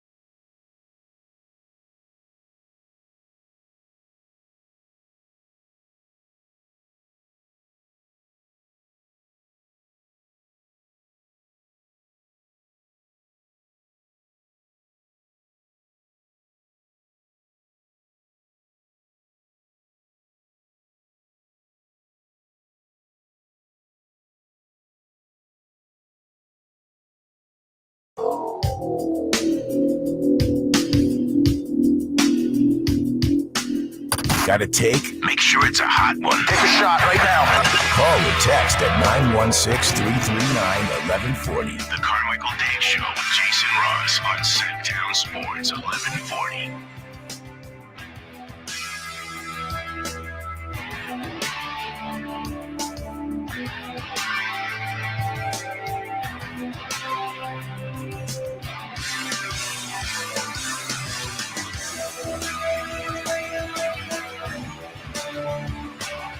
Leaves his feet, kicks to Trey Lyles. Lyles with 2 on the clock, drops it inside. Harrison Barnes with 7/10 of a second to go. Powers down the jam, and there was a whistle for a foul. It'll be an and one opportunity for Harrison Barnes. Well, Harrison Barnes, that was right before the half. Some good moments in the first half for the Kings. Really, it was an entertaining game. Opportunities for the Kings to win, but Denver finished the best part of that game, the last 3 minutes, and they end up defeating the Sacramento Kings in the first of a back-to-back set. Same two teams tonight. Denver got the win, 113-106. Looking at the text line, too, you can reach us there at 916-339-1140. Let's see. Let's go back to a couple of these things here from earlier in the show. I'm sorry, I'm very disappointed in the last 5 games the Kings have played. I'd agree with some of that. They're not playing like they were playing even with Domas out, which is a tragedy right now. We do not have a backup center and should have figured that out long ago. Let's see. I see the true Kings starting to come out. We will not make the playoffs at this point with Domas being out for weeks. We are absolutely screwed. We will not win a game without him. Well, that I don't agree with. But that is the reality of where fans go, to the extreme one way or the other. Again, they're now total in the 12 games in the brief time Domantas Sabonis has been a King, 5-7 without him. So factually, they've won 5 games without him. They've lost 7. Most of those, the 11 of those 12 were last year. I think this team is better equipped and better suited. But with all that said, it would not be easy. They should be underdogs again tonight. And when, in fact, does Sabonis play? And I don't think the Kings are wrestling with this idea as of now. I think he is going to play and may even play as soon as tonight. It sounds like he's going to try to play through the discomfort of this injury. And we brought up the very facts of this yesterday on the show, where there are examples of players that have had that same situation with the thumb that had surgery and they were out about 8 weeks. That's a big problem if the Kings elect to do that. But if that's the road they go, they should do it now, ASAP, as soon as possible to start the surgery and the rehab and the recovery. Athletes always try to avoid surgery. There are always risks with that, even if they're very minimal. And if surgery isn't needed, and if you can play through it like others have before, you can continue playing. Now there's discomfort, and the effectiveness of that we'll have to see. But there was some thought he worked out some yesterday. It was not at shoot-around, but there was some hope that he might go yesterday. He did not. We'll see if he's able to give it a go tonight. My own just non-backed belief, and nobody else said this, nobody shared this information with me. I felt like if they had won yesterday, this is my own opinion, that they might sit him out again tonight because you kind of got a game maybe you didn't think you'd win, and hey, let's wait another day. They don't have a game tomorrow. They play Friday. Just maybe every few days could help him, but we'll see ultimately if he gives it a go tonight. All right, coming up in our next segment, we will visit with Katie Christensen. She will join us. Time to check out Coastside Medical Clinic, who's dedicated to providing breakthrough remedies for men. All right, let's get some reaction, though, some locker room reaction yesterday from this loss for the Kings.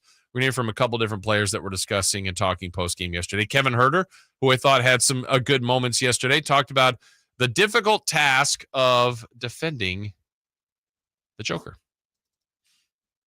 Yeah, the effort was overall good. Our game plan defensively, they threw a lot at us coaches-wise, trusted us with different coverages against Jokić. You got to switch it up on him all game. I thought we did really good in the first half, and he was able to get to the free throw line in the second half, but we were trying to switch it up on him all game. And for the most part, I thought we were on the same page, but we obviously lost guys a couple times. Yeah. I mean, at the end, 20 points, 11 assists. So he's responsible for a lot of their offense, but had 2 at half on 2 attempts. So they really were doing a job of getting the ball out of his hands and trying to make other people beat them. Porter was the one scoring for them offensively. Murray got a couple of free throws to kind of keep his numbers decent in the first half. But Caldwell Pope, some of the other good shooters, Bones Highland, those guys couldn't make anything. This is the best three-point shooting team in the league. So you could argue that the strategy was right. Now, the result was not, because I think Jokić started to find his way as the game went along. Now, while the coaching staff reviews film and looks at the why, we can all have our opinions and the guesses and, what personnel groupings had the biggest impact. What were you getting out of Holmes/Len that was maybe more effective of playing small with Trey Lyles and Barnes or other people trying to guard him? Maybe there was more pros from that once the coaches review the film of playing smaller. I don't know where they're going to land here on the adjustments for tonight, but guarding him is an issue. And Kevin Huerter also talked about how they tried to make up for the absence of the key piece in Domantas Sabonis. Yeah, I mean, we don't need anybody being a hero. I think it's Domas is a big piece of our team. There's no hiding that, but we just need everybody to be a little bit better. That's all 9 guys that are out there playing, each and every night. I thought Alex started the game great. I thought Rashawn gave us good minutes. Trey gave us good minutes. It's just everybody just being a little bit better, trying to make up for Domas obviously being out. I think he's spot on with that. I mean, in the postgame wanted more from De'Aaron Fox. De'Aaron had an efficient 10 of 16, 26 points, but he had 4 of his 5 turnovers in the fourth quarter. He had 2 at a critical point. He's a great closer in this league. I didn't think he closed the game as well as he could. Now, that's one guy that, by and large, had a good game. I thought Huerter played a really solid game with 21 points. Barnes got off to a good start, but just kind of sat in that, what has he had? Yeah, he had 13 points. Murray, I want a little bit more from him. We mentioned earlier Malik Monk talked about how he felt he let down. He's got to be better. Just a little bit better for everybody. You're not going to have all your players play great, but can you get a little bit more from everyone? I thought early on, the Kings did a really good job of gang rebounding, getting everybody to the glass. By the end of the night, they only lost it by 1. But at one point, they had about a 10 rebound advantage. So as the game went along, Denver was getting better there, got a couple of important offensive rebounds late in the game that helped get some of that separation that the Denver Nuggets were looking for. As far as Jordi Fernandez, we talked about him, and we talked about an important segment of the game, that final 3.5 minutes that did the Kings in. Didn't meet the expectations. We were not very clean. We turned it over. We opened up the 3-point line, and that's probably why we lost the game. So starting with me, we have to be better. I have to help the guys a lot more. And once we watch it, I'm pretty sure our guys are going to learn from it. Yeah, and again, he says we opened up the 3-point line. We played the highlight earlier of the prayer 3 made by Murray, but it's a basket that pros can make. But the one before that was a Porter clean look. They had a couple of clean looks that they missed early.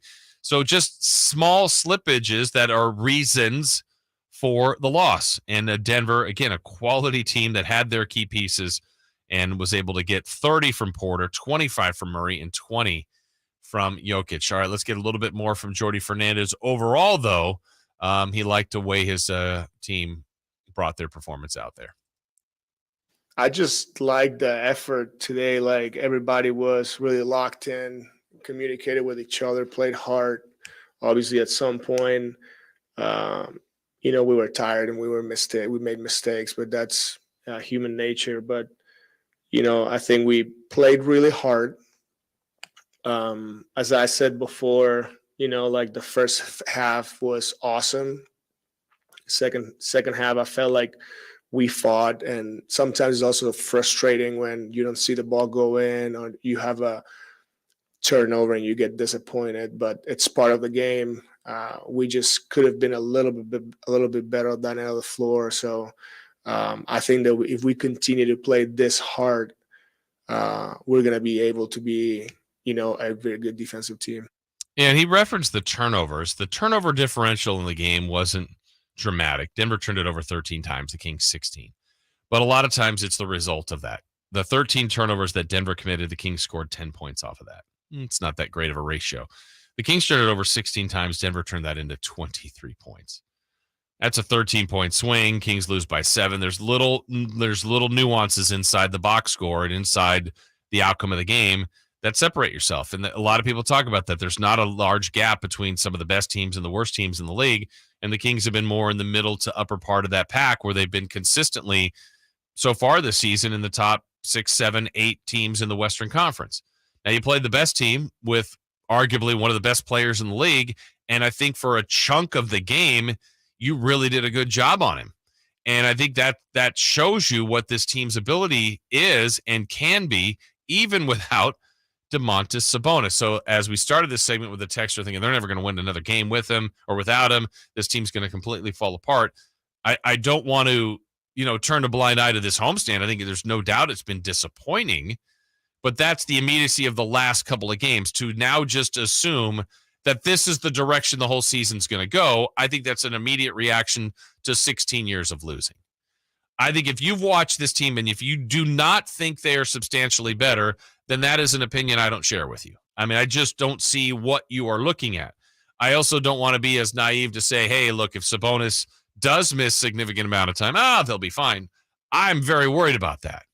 But if he can come back and the rest of the crew and the rest of the guys stay healthy, can keep providing the effort that Jordy Fernandez just talked about, clean up some of the other things, they'll win games. I feel comfortable about that. I think they're in a much better position to handle this than maybe even in the past. But it really now hinges on, one, either how effective Sabonis can play with the injury, or if he does miss time, how much time will that actually be? So the totality of this homestand hasn't been great. Disappointing, lost to Charlotte, beat the Lakers, you like that. Being down 30 to the Wizards, to me, has been one of the most disappointing things of the season, to be honest. Last night makes a lot of sense that they lost to Denver. It's harder to accept when they were up by 20, though, this league, that look around the box scores every night. It happens a lot, and it happens to teams even with a roster that's fully loaded and expected to win a game.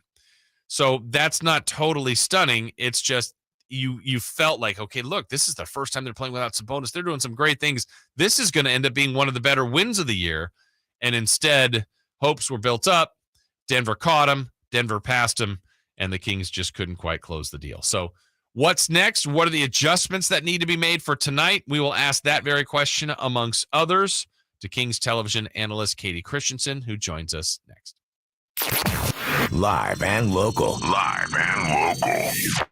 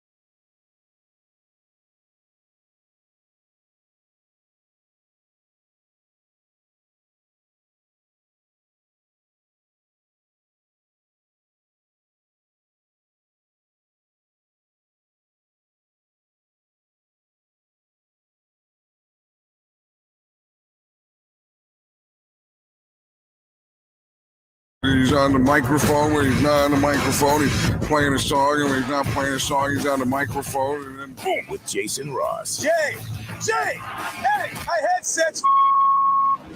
Text or call the show at 916-339-1140. It's the Carmichael Dave Show with Jason Ross on Sactown Sports 1140. Defensive switch, has Herter on him, kicks to Porter, 3 on the clock, dumps it back to Murray, 1 on the clock, desperate heave for 3, and he scores it! Oh, what a dagger thrown down by Jamal Murray. Desperate heave, deep right wing, he has 21 points. More importantly, Denver has their biggest lead, and a turnover mishandled ball. Trey Lyles, run to the rim, score. Murray hits 104-96. 8 straight points for the Denver Nuggets. Yeah, that was the killer segment we talked about. Game tie with about 3.5 minutes to go in 1 minute and 10 seconds. 8-0 run. Denver gets the separation. Denver gets the win. Same two teams tonight. We're going to talk about that right now with our next guest. As all guests come to you from the Folsom Lake Honda Hotline. Folsom Lake Honda, your one-stop Honda shop. Kings television analyst Katie Christensen joins us every Wednesday at 8 o'clock. Katie, good morning. How are you? Good morning. How are you, J. Ross? I'm doing well, trying to, take in that, really the homestand. I mean, I think last night there was some good stuff by the Sacramento Kings. I'm still bummed by the Wizards and Hornets performance, but, the first look at the Kings without Domantas Sabonis is not going to be easy, but I thought there were some good things they did there. What do you think they missed the most last night without Domas? Well, I think just the pressure that he puts on defenses, and whether it's at the rim or on the elbow, and he has the ability to stretch the floor. He's shooting a really good clip from 3 this year, and he's selective about it.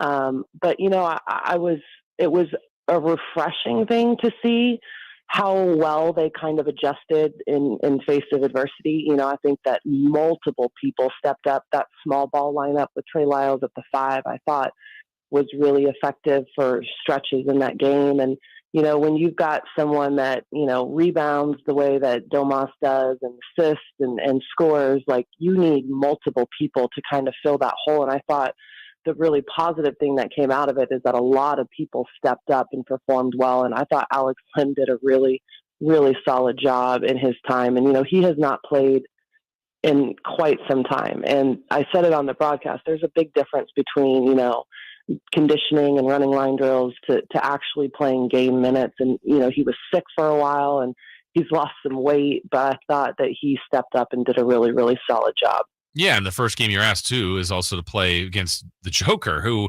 I think, Katie, for a good chunk of it, I thought the Kings had a really good game plan involved. I know Denver's the top 3-point shooting team and they were missing shots, but as the game went along, where did I don't even know if it's slippage, but it just felt like Denver got to the players that they wanted to control the game more, in Porter, Murray, and Jokić. Was that more credit to Denver or some slippage on defense by the Kings? I mean, when you look at the fact that, Nikola had 2 points at halftime, he had, 2 shots that he took. It was, I knew, and I wrote it on my little halftime box score that I tweet out every game, that I circled it and I was like, this is going to change in the second half. And he really came out and had a big third quarter. So, it's difficult when you're guarding him, right? If you let him catch the ball deep, then he demands a double team, and they kept getting that backdoor cut along the baseline for an open dunk or layup. And I wouldn't call it slippage necessarily.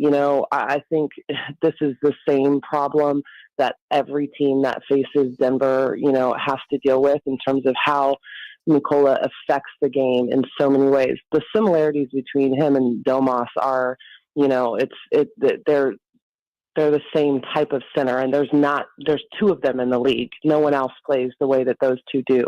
So I'm hesitant really to say that it was slippage. There was some errors, there were some turnovers kind of down the stretch where they had done a pretty decent job. And I'm trying to remember if it was the 4th or the 3rd quarter where I think it was the 4th, where they had 4 or 5 turnovers that really hurt them and allowed a run by Denver. So, it's, yes, in part some slippage by them, but you have to kind of credit Denver. They're the number 1 team in the Western Conference for a reason, and they're finally healthy this year. And I think that Michael Porter Jr., his 3-point shooting really changed the game. And yeah, they're the best 3-point shooting team in the league, but they also take the fewest. They take 30 a game. But now that you've got Michael Porter Jr. back, and he is such a threat from beyond the arc, he really, really is kind of changing things offensively for them when he's able to shoot the ball like that. One of the mysteries of the game to me was, and you brought it up perfectly earlier, about the pressure Sabonis brings to the opposing team. I think he is probably responsible for 5 to 7 fast breaks on his own where he clears the boards and just pushes it and creates just stress on the defense. Just 2 fast break points last night, Katie, and that's with Fox, that's with Mitchell, some of these Monk, some quick guards. Why do you think they didn't get the numbers there, even while Denver was missing all those shots early? Yeah, I mean, it's a really good question. I sometimes fast break points kind of mystify me. Like, how do they quantify those? Because I'm trying to remember what game it was on this last road trip where they hadn't forced a single turnover in the first half, but they had like 12 fast break points, right? And so it's like, all right, that's off of missed shots sometimes. But, the Kings really do an excellent job. I think they're one of the best teams in the league at running off of makes as well. But I think you kind of nailed it, right? Like when DeMontis is able to clear the boards, bring the ball up the floor, it changes how defenses have to, guard. And it opens up the rim a little bit for those opportunities. But, that's the one thing that it's really hard to replace 15 boards a game, right? And those fast break points. And I actually felt like collectively the group did a really good job of rebounding in his absence. But if they can figure out tonight some way to manufacture some fast break points and put a little bit more pressure on that defense in transition, I think that that's going to be a really big key. A lot of times the way this league works, you may not face another team for, week, 2 weeks, a month later. This is unique. You play them the very next night. Feels like a little mini playoff series. So the Kings were the team that lost. You feel like they have to adjust a little bit more. What kind of tweaks do you think Jordi Fernandez, Mike Brown, of course, too, is still, overseeing things, will have as far as adjustments for tonight? I think the really big key is how do you defend in the situations where Jokić gets the ball on the low block deep. And, I talked about it on the broadcast last night. When you're playing a really dominant, like low post player like Jokić, one of the keys to neutralizing him a little bit, there's no stopping him, right? But you can kind of neutralize some of the damage that he does, is to really make sure that they don't get that deep position. And so if they can get him, meet him about the free throw line, the elbow area, and kind of push him off that low block. I thought Trey Lyles actually did a really good job of that when he came in those late minutes. And, then you make him a mid-range shooter instead of a facilitator or a scorer, within the 5-foot range. But to me, they have to figure out when they double team him, how are they going to guard, the second line of defense? Who's going to go and get, the guy that is cutting to the basket? Because I would rather them take away that, cut to the basket and leave an open shooter across the floor and then just try and play, scramble defense than for them to get the amount of buckets that they did just right at the rim because of double teaming. Katie, we don't know when Sabonis will play. There's some thought it might even be tonight. We don't know, and he's going to try to play through some discomfort. We know that it's rare that anybody ever feels 100%, but literally when there's an injury and having to play through it, how much of a challenge will that be for Sabonis, who's so important to everything the Kings do? Yeah, Jason, I'm a little unclear on what exactly is going on, right? He had the compression. It looked like a compression glove on his hand. And obviously, I'm not a doctor, but my assumption with that is just you're trying to compress that ligament and put pressure on it so that it's, from how I understand it, it's detached from the bone. But again, I'm not really clear on that. And I'm also not really clear on the time frame, right? It's like a day-to-day thing. What is the amount of time, until it's healed? We forget Keegan Murray is also playing through a similar thing on his non-shooting hand, which is a little strange. I know, I'm sure people have noticed that his, it's his offhand and he shoots right.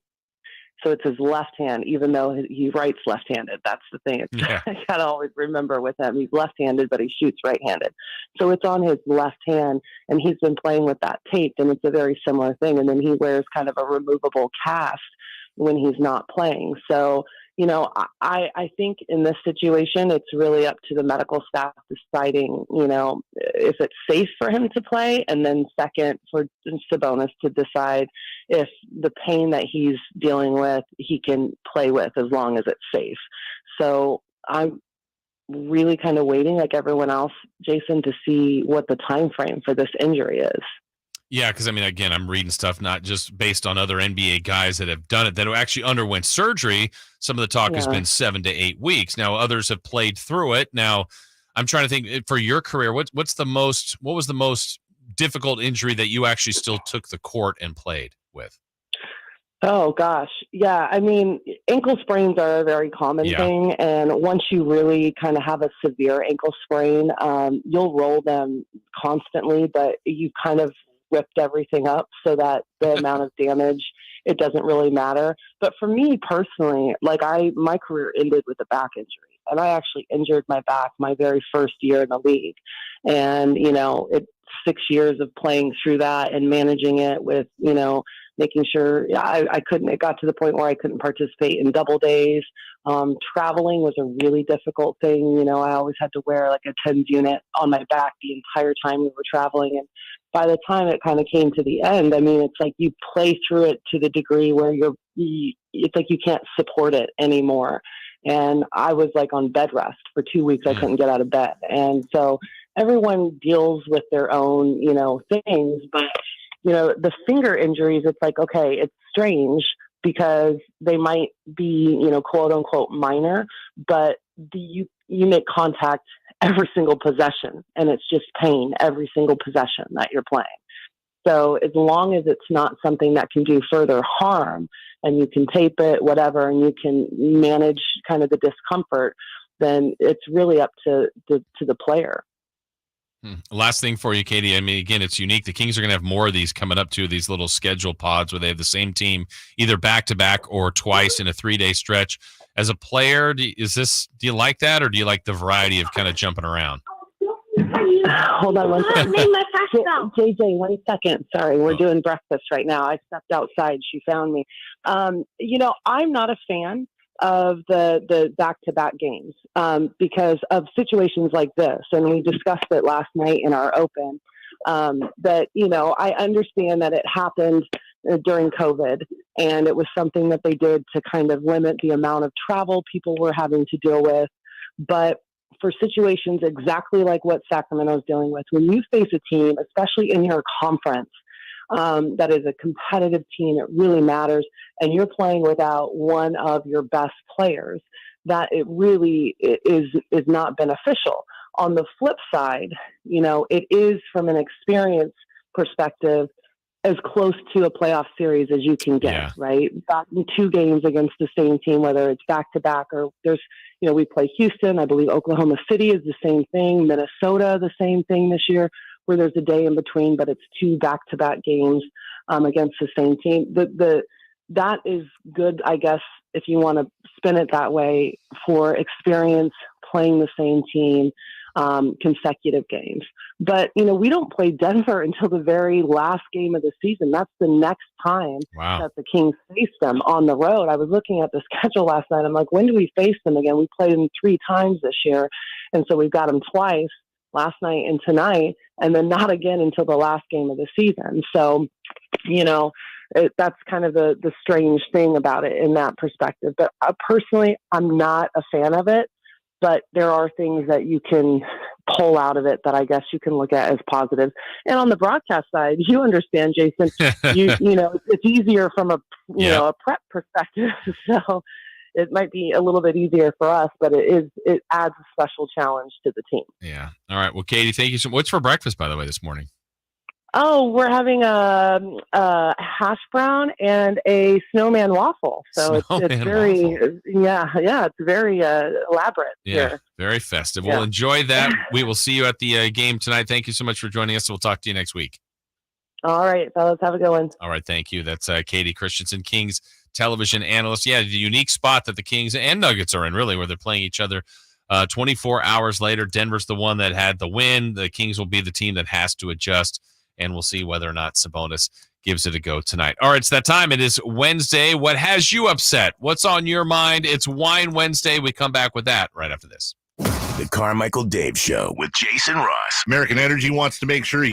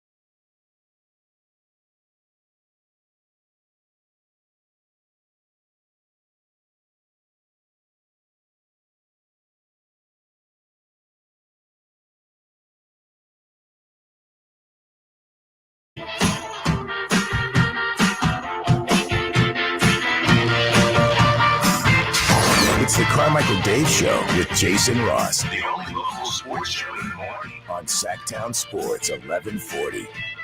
Again, time to check out Coastside Medical Clinic, who's dedicated to providing breakthrough remedies for men. Jason Ross back here. No Carmichael Dave or Jay Mars. They are off this week. Christopher Lawton here with me as well as we roll along. Thank you to Katie Christensen for joining us for a weekly appearance. Anything you ever missed, certainly go back to Sactown Sports, our podcast page.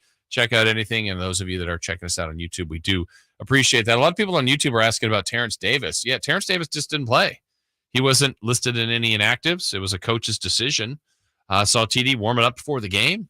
Was available, to my knowledge. They're, again, listed on the stat line and the box score, DNP, coach's decision. Thought it was a guy that could play. For whatever reason, didn't last night. We'll see if he gets a run or any burn tonight. Well, it's that time. It is Wednesday each and every week. At this time, we kind of ask for what's upsetting you, what's got you down, what's something that's bothering you, your chance to whine, as we pick something that each of us want to whine about for Chris and I. And for the love of wine, it's Wine Wednesday. Let's hear your wine of the week, brought to you by 23 Wines. Chris, you said you had one ready to go before the show. I was like, wow, Chris is ready. You said that I could talk about whatever, and then I started telling you, and you're like, that no, one we preempted, but you said you had another one you were ready for. It could be sports related, life related, wherever you want to go. It is sports related. Okay. So, big soccer fan. Yes. You know, Mm-hmm. One of the cool holidays that they have is Boxing Day. Yes. And so, like, it's the day after Christmas, so they get 2 days because that's cool. Yeah, why not? Wish we had that. Yeah, exactly. But it's one of those things that's just like, one of the things is every top league soccer team plays that day. On Boxing Day. On Boxing Day. Okay. Every team plays. Well, since TV contracts have gotten involved, the last couple of seasons, it just gets broken up. So you had most of them. And then there'd be one on another day, then two on another day. Well, Boxing Day was Monday. Then you had Chelsea. They played yesterday. United played yesterday. It's Wednesday. They've all played already. I have to wait until 12 o'clock today to finally see my team play, Manchester City. Just do it all on Boxing Day, like it's supposed to. So obviously you said this is spread out for television, but so they're all still getting shown. It's just over days. I mean, it just feels like there's nothing unique to it anymore. No. So when was the last time your team played?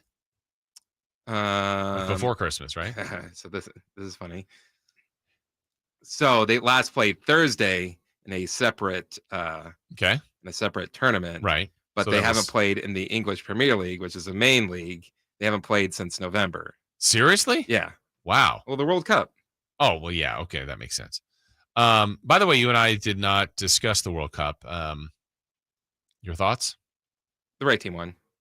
The right team won. Great final. I thought I would watch a little more than I did. I watched Team USA, which I knew I would. Once they were out, I lost. I didn't watch. It was on here in the mornings, and then I just didn't watch. I watched the final, and I watched really the end of the final, which was incredible. The last, I don't know how much. Like once it got to the 80th minute and France started scoring, it was incredible. Yeah, it was pretty incredible. It was high level, and that's actually going to kind of lead into my wine in a sense that, and it's where we are. It's what our society does. It's what our culture does. And it's probably because everybody really now has a voice, which I think there's some good stuff too. And obviously, like anything, there's some negatives to it.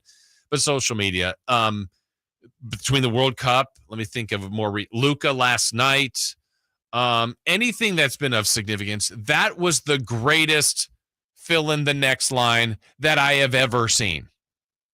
He is the greatest player that I have ever seen. He is the GOAT. She is the GOAT. This is the greatest tournament we've ever had. This is the greatest Final Four of all time. This is the greatest playoff series. This is the greatest world's. Have we all experienced this in the last 5 years? We've been privileged then to the greatest sporting events. No, they are not all the greatest of all time. The World Cup final was very, very, very good. And maybe it was the greatest. I won't say it was the greatest World Cup of all time, but that was the greatest final of all time. And it was so dramatic and great. And that one might fit more into the narrative. But, we are all guilty of the last Sac State game I did this year, which was an incredible game. That's the greatest football game I've ever seen. It was really good. It was really exciting. I don't know. I just think we go there all the time. Luka's performance last night was historic. It was amazing. And now it sounds like I'm belittling it. I'm really not. But everything can't so if that's the greatest, that's the bar. If Tom Brady's the GOAT, well, then he's still playing. So he's the GOAT. He's still going. But we're going to say, no, it's really Patrick Mahomes or it's Aaron Rodgers. No, it was Peyton before. He's still going. He's still playing. How is he no longer the GOAT? If he has established that he's the greatest of all time, I just think we are so guilty of a society of trying to that's the worst I've ever seen. It's extreme. We have to go to the extreme. The Kings won't win another game. Right. They will. Let's say the entire starting five is out for a month. They'll win a game in that stretch. They will. They just the way the league works, they won't win as many. Or when they're on a 7, I don't see them losing again. When they were in that 7, who can beat them? Everybody can. And they can beat anybody. It's just we do that, and maybe I don't know why we do that. If it's just more, sometimes we embellish stories, I guess. But you'll see that on anything that anybody does of significance. That's the greatest movie I've ever seen. That's the greatest finish to a TV show. That is the funniest joke of all time. It's like, wow, very, very high praise and very prominent statements that people always want to put out there. I will say this has been the worst Saturday Night Live season of all time. Not too dramatic. Not too dramatic at all. I'm going to disagree. Now, the problem is when you disagree, then you need something to. No, it was really season 37. I couldn't back it up. Whoa. That's been like the 12th best. In the Chris Verlod ranking of SNLs. What are we at? 48? 49? 48? 40. It's up there. Is it 47? 48. There's a lot of talk out there that they might go to 50 and Lorne Michaels will end it then. I'm like, why end it? Hand it over to Keenan. Let him run the whole thing. He's been there forever. He's been there for, I don't know how many over years. 20 years. Probably close to 20, right? Has it been over 20? I think it's over. Man, he's the league. He is the greatest of Saturday Night Live. Maybe this might be his 20th year. I think like 2002. But don't you think we're guilty of that? Mitchell. He came in with Finesse Mitchell. Oh, man. And he's been gone for 20 years almost. But it does feel like we go a little bit too far with all those things. We're all guilty of that. You know you are. So, you're the worst at it. What's that? You're the worst at it. I am by far the worst at that of all time. All right, when we come back, we will talk about the greatest performance I have ever seen. Now, Luka Doncic, what he did last night is truly amazing. Now, how they won the game is not getting enough attention, too. Down by 9 with 30 seconds left. You're not supposed to win that game. The stats bear that out. But we'll look at the night in the NBA. We'll check an update on the standings as well. But what Luka did last night was truly, truly incredible. We'll reflect on the night in the NBA when we come back. It's the Carmichael Dave Show with Jason Ross. Sacramento weather is brought to you by Bonnie. I'm Tamara Berg in the KCRA 3 Weather Center. It's Wednesday. Ralph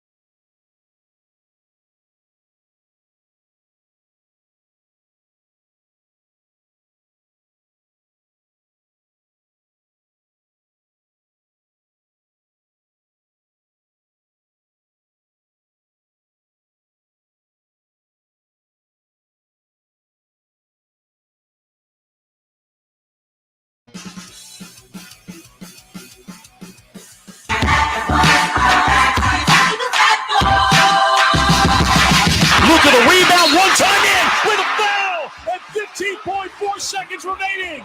On the way, hit it hard, rebound, batted around. It's taken by Luka. He hits with a second to go as he hit the net. Tied at 115. It worked. At the block, spinning, fading, hitting with 107 to go. The first basket of overtime.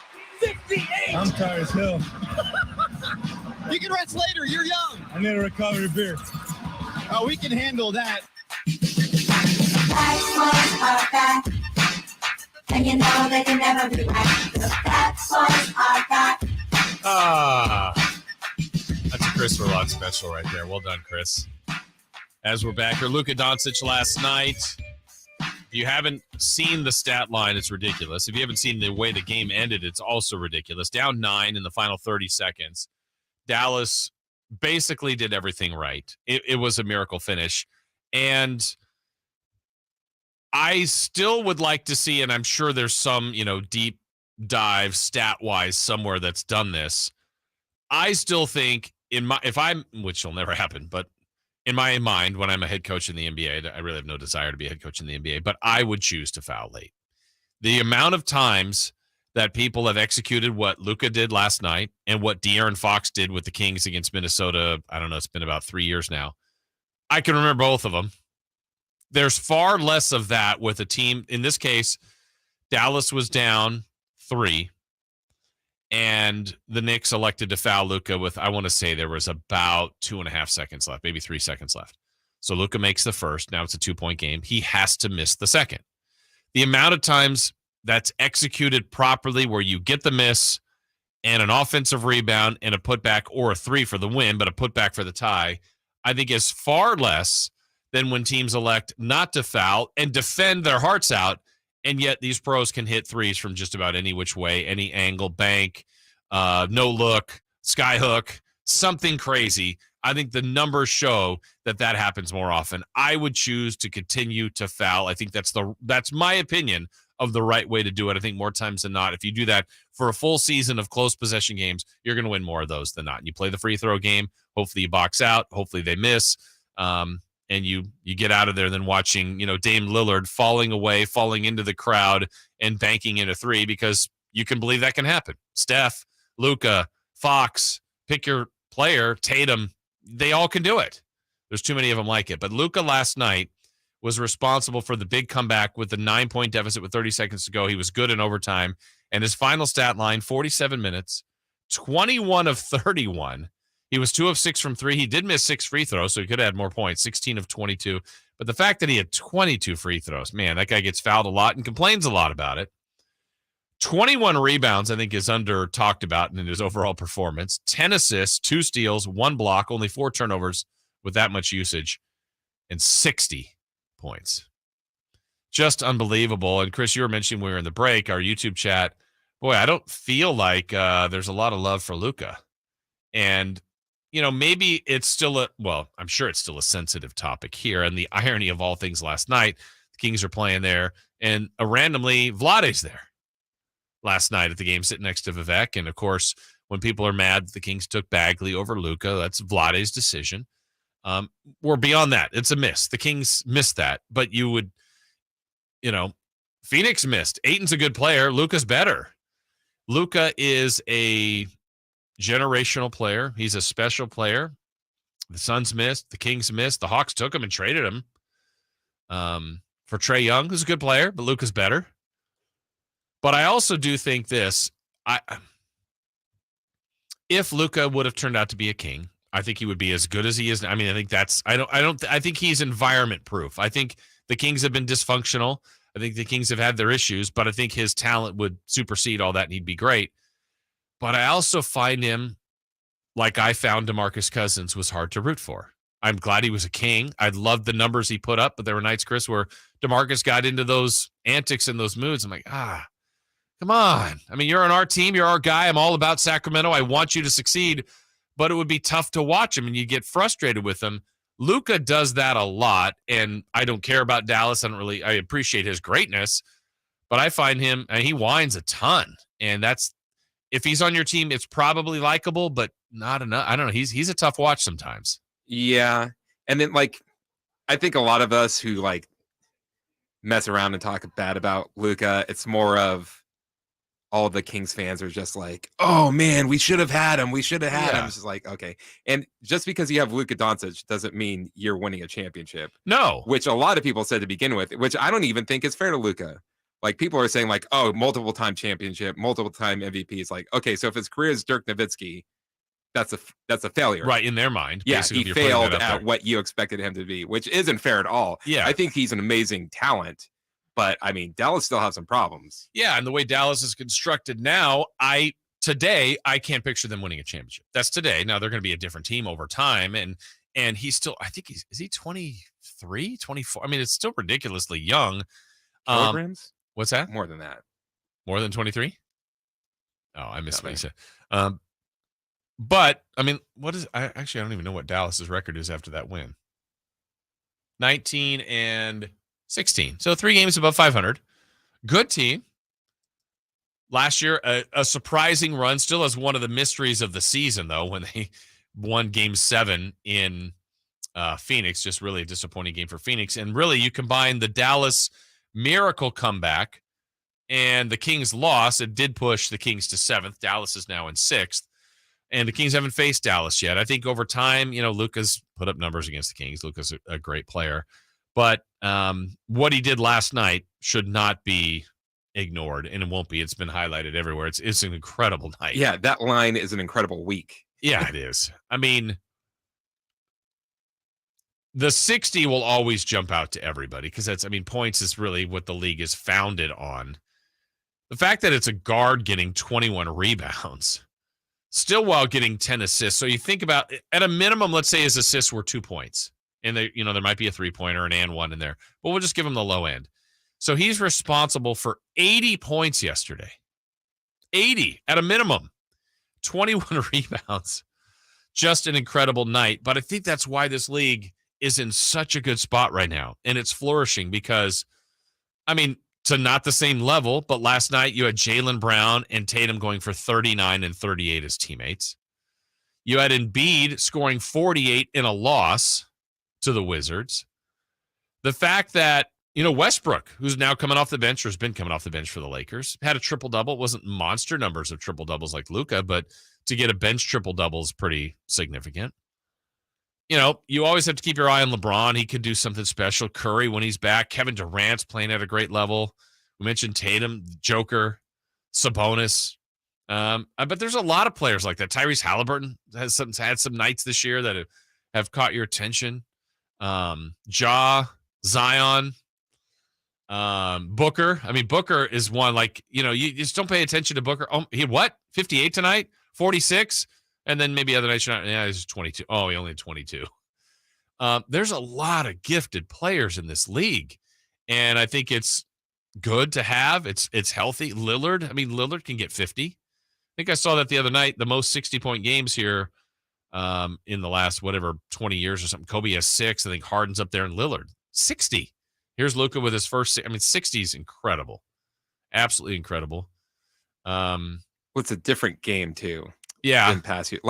What was it? That crazy game that Domas had, and it was like, the first game since Weber had 52, 14, and 11, something like that. Yeah. And I went back and looked at the box score. The Kings had 90 points. Yes. He was half of their points. Well, over half. The stat we had in the pregame last night, I'm going to have the numbers off, but it was something like Sabonis over the last 4 games had something like 90 rebounds, 75, whatever it was.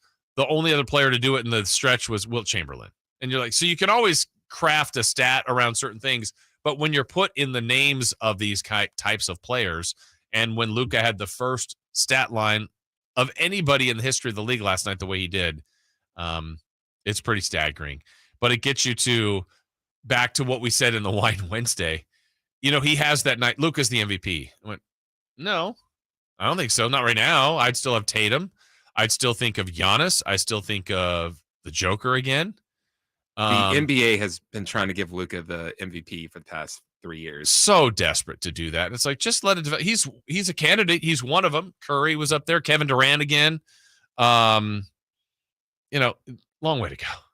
Long way to go. Now, that's the thing I don't like about the NBA. The NBA kind of feels like the Oscar Where it's like, it feels like this person should get it next. Yeah, and then they get to a spot where, and I'm glad the Joker's getting mentioned again, but it's like, or Giannis had it, like, well, he's no, his year is just as good, if not better, and the team's playing great. Well, he's won the last 2. So what? Guy should be able to win 10 in a row if he's that good. Or I think LeBron should have another 1 or 2, but it's like, well, he's had 4. So is he playing the best this season? Now, not this year for him, but other years, I think it was taken from him. Maybe Shaq should have another 1 or 2, Kobe. But we've got a good spot for this league with a lot of really, really good players. And I think that makes it for a lot of competitiveness on a night-to-night basis. And again, this was a year where we were expecting a lot of teams to tank. I don't think that's happening. I mean, I think you've got Detroit that's just missing their best player. They have the worst record right now, and it's a young team that's been bad for a couple of years. But I don't think anybody is purposely losing at the moment. Now, that's something that could shuffle and change as the year goes along. You got a lot of teams still fighting, and I think that's good and healthy for the sport. All right, what's good and healthy for us is to wrap things up the right way. We got news, we got notes, we got celebrity birthdays as we wrap up our Wednesday show next. Breaking news, the latest happenings with your favorite teams. You ever wonder about what the heck all these kids are doing on computers all the time? Stay up to date with all of it by following us on Instagram and Twitter. Excuse me, gentlemen, a little update for you. At Sactown 1140. Have you heard the news? New Hondas are back at Capital City Honda, including the all-new redesigned 2023 CR-V and HR-V. Stop by today or visit us at capcityhonda.com and see our new car inventory with no dealer markup.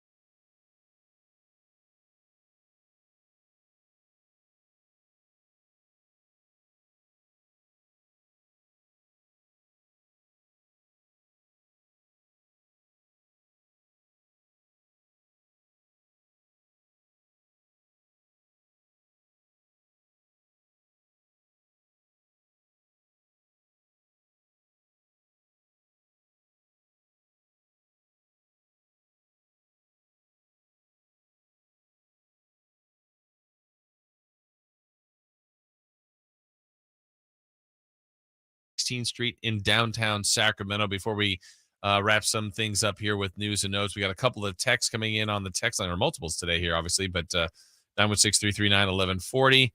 Let's see. Where do we clean up some things? I know I might be in the minority, but I was encouraged by the way Rashawn Holmes played last night. I was too. It was just good to see him out there playing again. Luka is nothing more than a European James Harden. Empty stats on mediocre teams.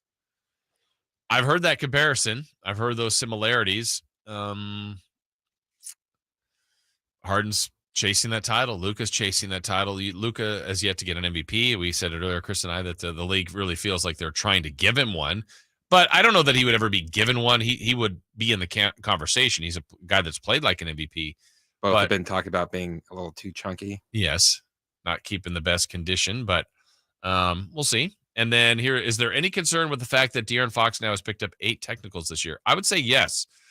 Because De'Aaron, he's halfway there to that suspension point. You get to 16, you have to miss a game. The Kings, I think the only player they've ever had to deal with that with was DeMarcus.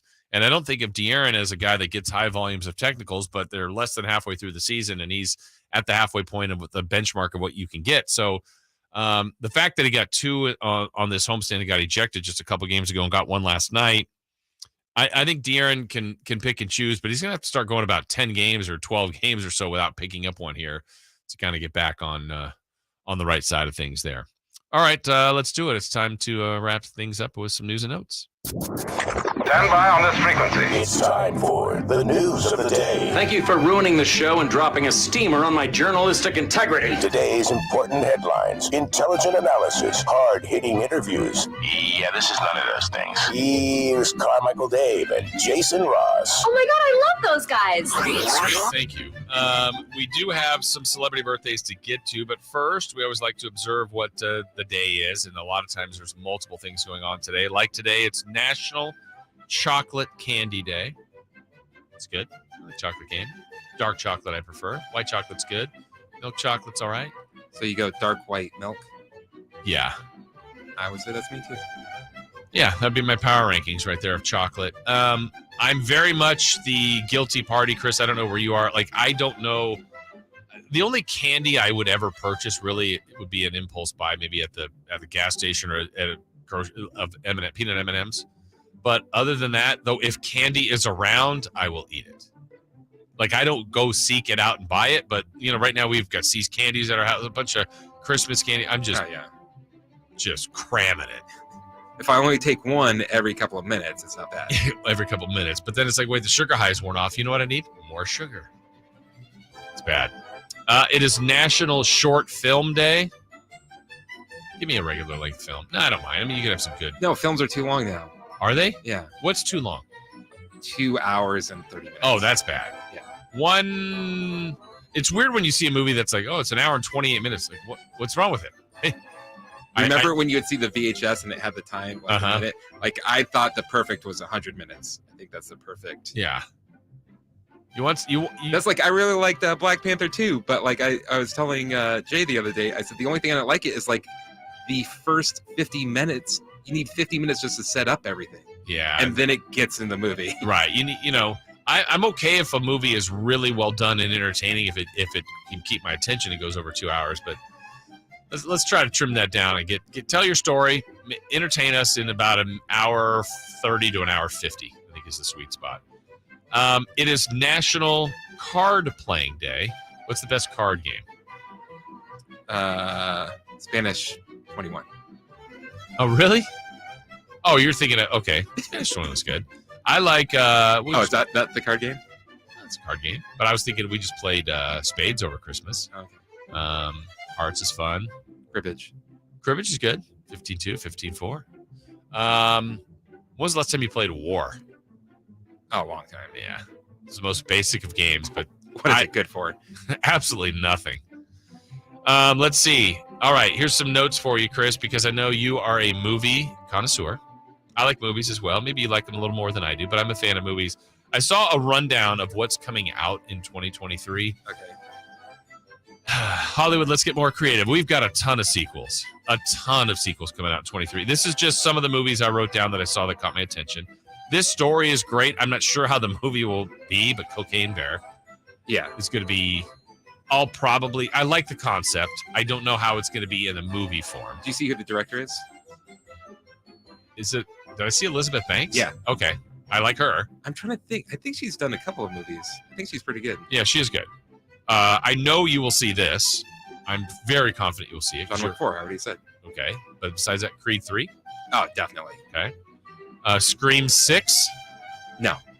And I've seen every Scream. I love Scream. But if you don't have Nev Campbell in it, I'm not watching it. Was she in 5? Yes. And 1 and 2? And 3 and 4. Oh, she was in all 5? Yes. Okay. I know I saw 1 and 2, and I didn't see 5. But anyway. Scream 6, you mentioned John Wick 4 coming out. I've seen all 3 John Wicks. I'm very entertained. Perfect movie. I'm just entertained. I don't. It's fine. I like it. I like John Wick 4. Guardians of the Galaxy 3. I heard the first 2 were good. I didn't see either one, but I heard those were good. Yeah, they're fine. All right. Spider-Man, another one across the Spider-Verse. I mean, now we're starting. Oh, and that's the cartoon one. That's not the. Okay. Transformers. No. Indiana Jones. No. Oh wow! Why so angry with the? Did you see the last one? Yeah, but was that like 15 years ago now? Huh? That was really weird. It was terrible. Yeah. Mission Impossible. I like all of those. I haven't seen past 2. Wow. Okay. Equalizer 3. We were talking about that earlier. Expendables 4. I actually heard that was a pretty well put together movie, but I haven't seen any of the 3. I haven't seen any of them. What else we got? Which it should be up my alley. Dune Part 2. And then the one I saved for you because I need a Christopher Laud review of this. Fast 10 is coming out. How am I going to review it? If I know, not review. I need your order. Oh, the order of my movies? The Fast and Furious, though, in your rankings of Fast and Furious, the previous 9. It goes 5, 7, 6, 1, 8, 9, 4. No, 3, 4, 2. So 2 is the worst. Yes. We'll see where 10. I mean, I knew he had that ready. I didn't tell him. I knew he would do it. Fast and Furious, you have the 9 ranked already. All right, let's finish out with some celebrity birthdays. Chris, how old is John Legend today? He is 44. He is 44 today. Really? Well done. We mentioned him earlier. The birthday boy, Denzel Washington. Oh, I saw that. 68. Okay, he is 68. Happy birthday to, I believe she's still her best friend, Oprah Winfrey's best friend, Gayle King. 65. 68 today. Ooh. Happy birthday to former kicker, Adam Vinatieri. Adam Vinatieri is 49. One more. Big one. 50. And the last one, I'm going to see, I'm going to hope you're going to get this right on. You're a fan of his. Late night talk show, former SNL, Seth Meyers. Seth Meyers is 48. 49. 49. I forgot about last year. Exactly. You just hadn't counted. Where was Simone? Like, she was like destroying me yesterday. And you would have crushed her today. He wanted the challenge. Maybe she'll be back with us tomorrow for that. That's it for us. Thank you to Katie Christensen for joining us today. Any part of the show you missed, certainly go back and check it out. We appreciate that. All of you that follow us each and every day. Thank you. Those of you on YouTube, thank you for watching again today. All of you that listened. We're back tomorrow. We'll recap the Kings and the Denver Nuggets Part 2. How will it go? We'll find out. We'll have that. Sam Amick will join us tomorrow as well. I'll be back later today. I'll have game night and Kings Live pregame. Until then, for Christopher Laud, I'm Jason Ross. Have yourself a great Wednesday. Thank you so much for listening. See ya!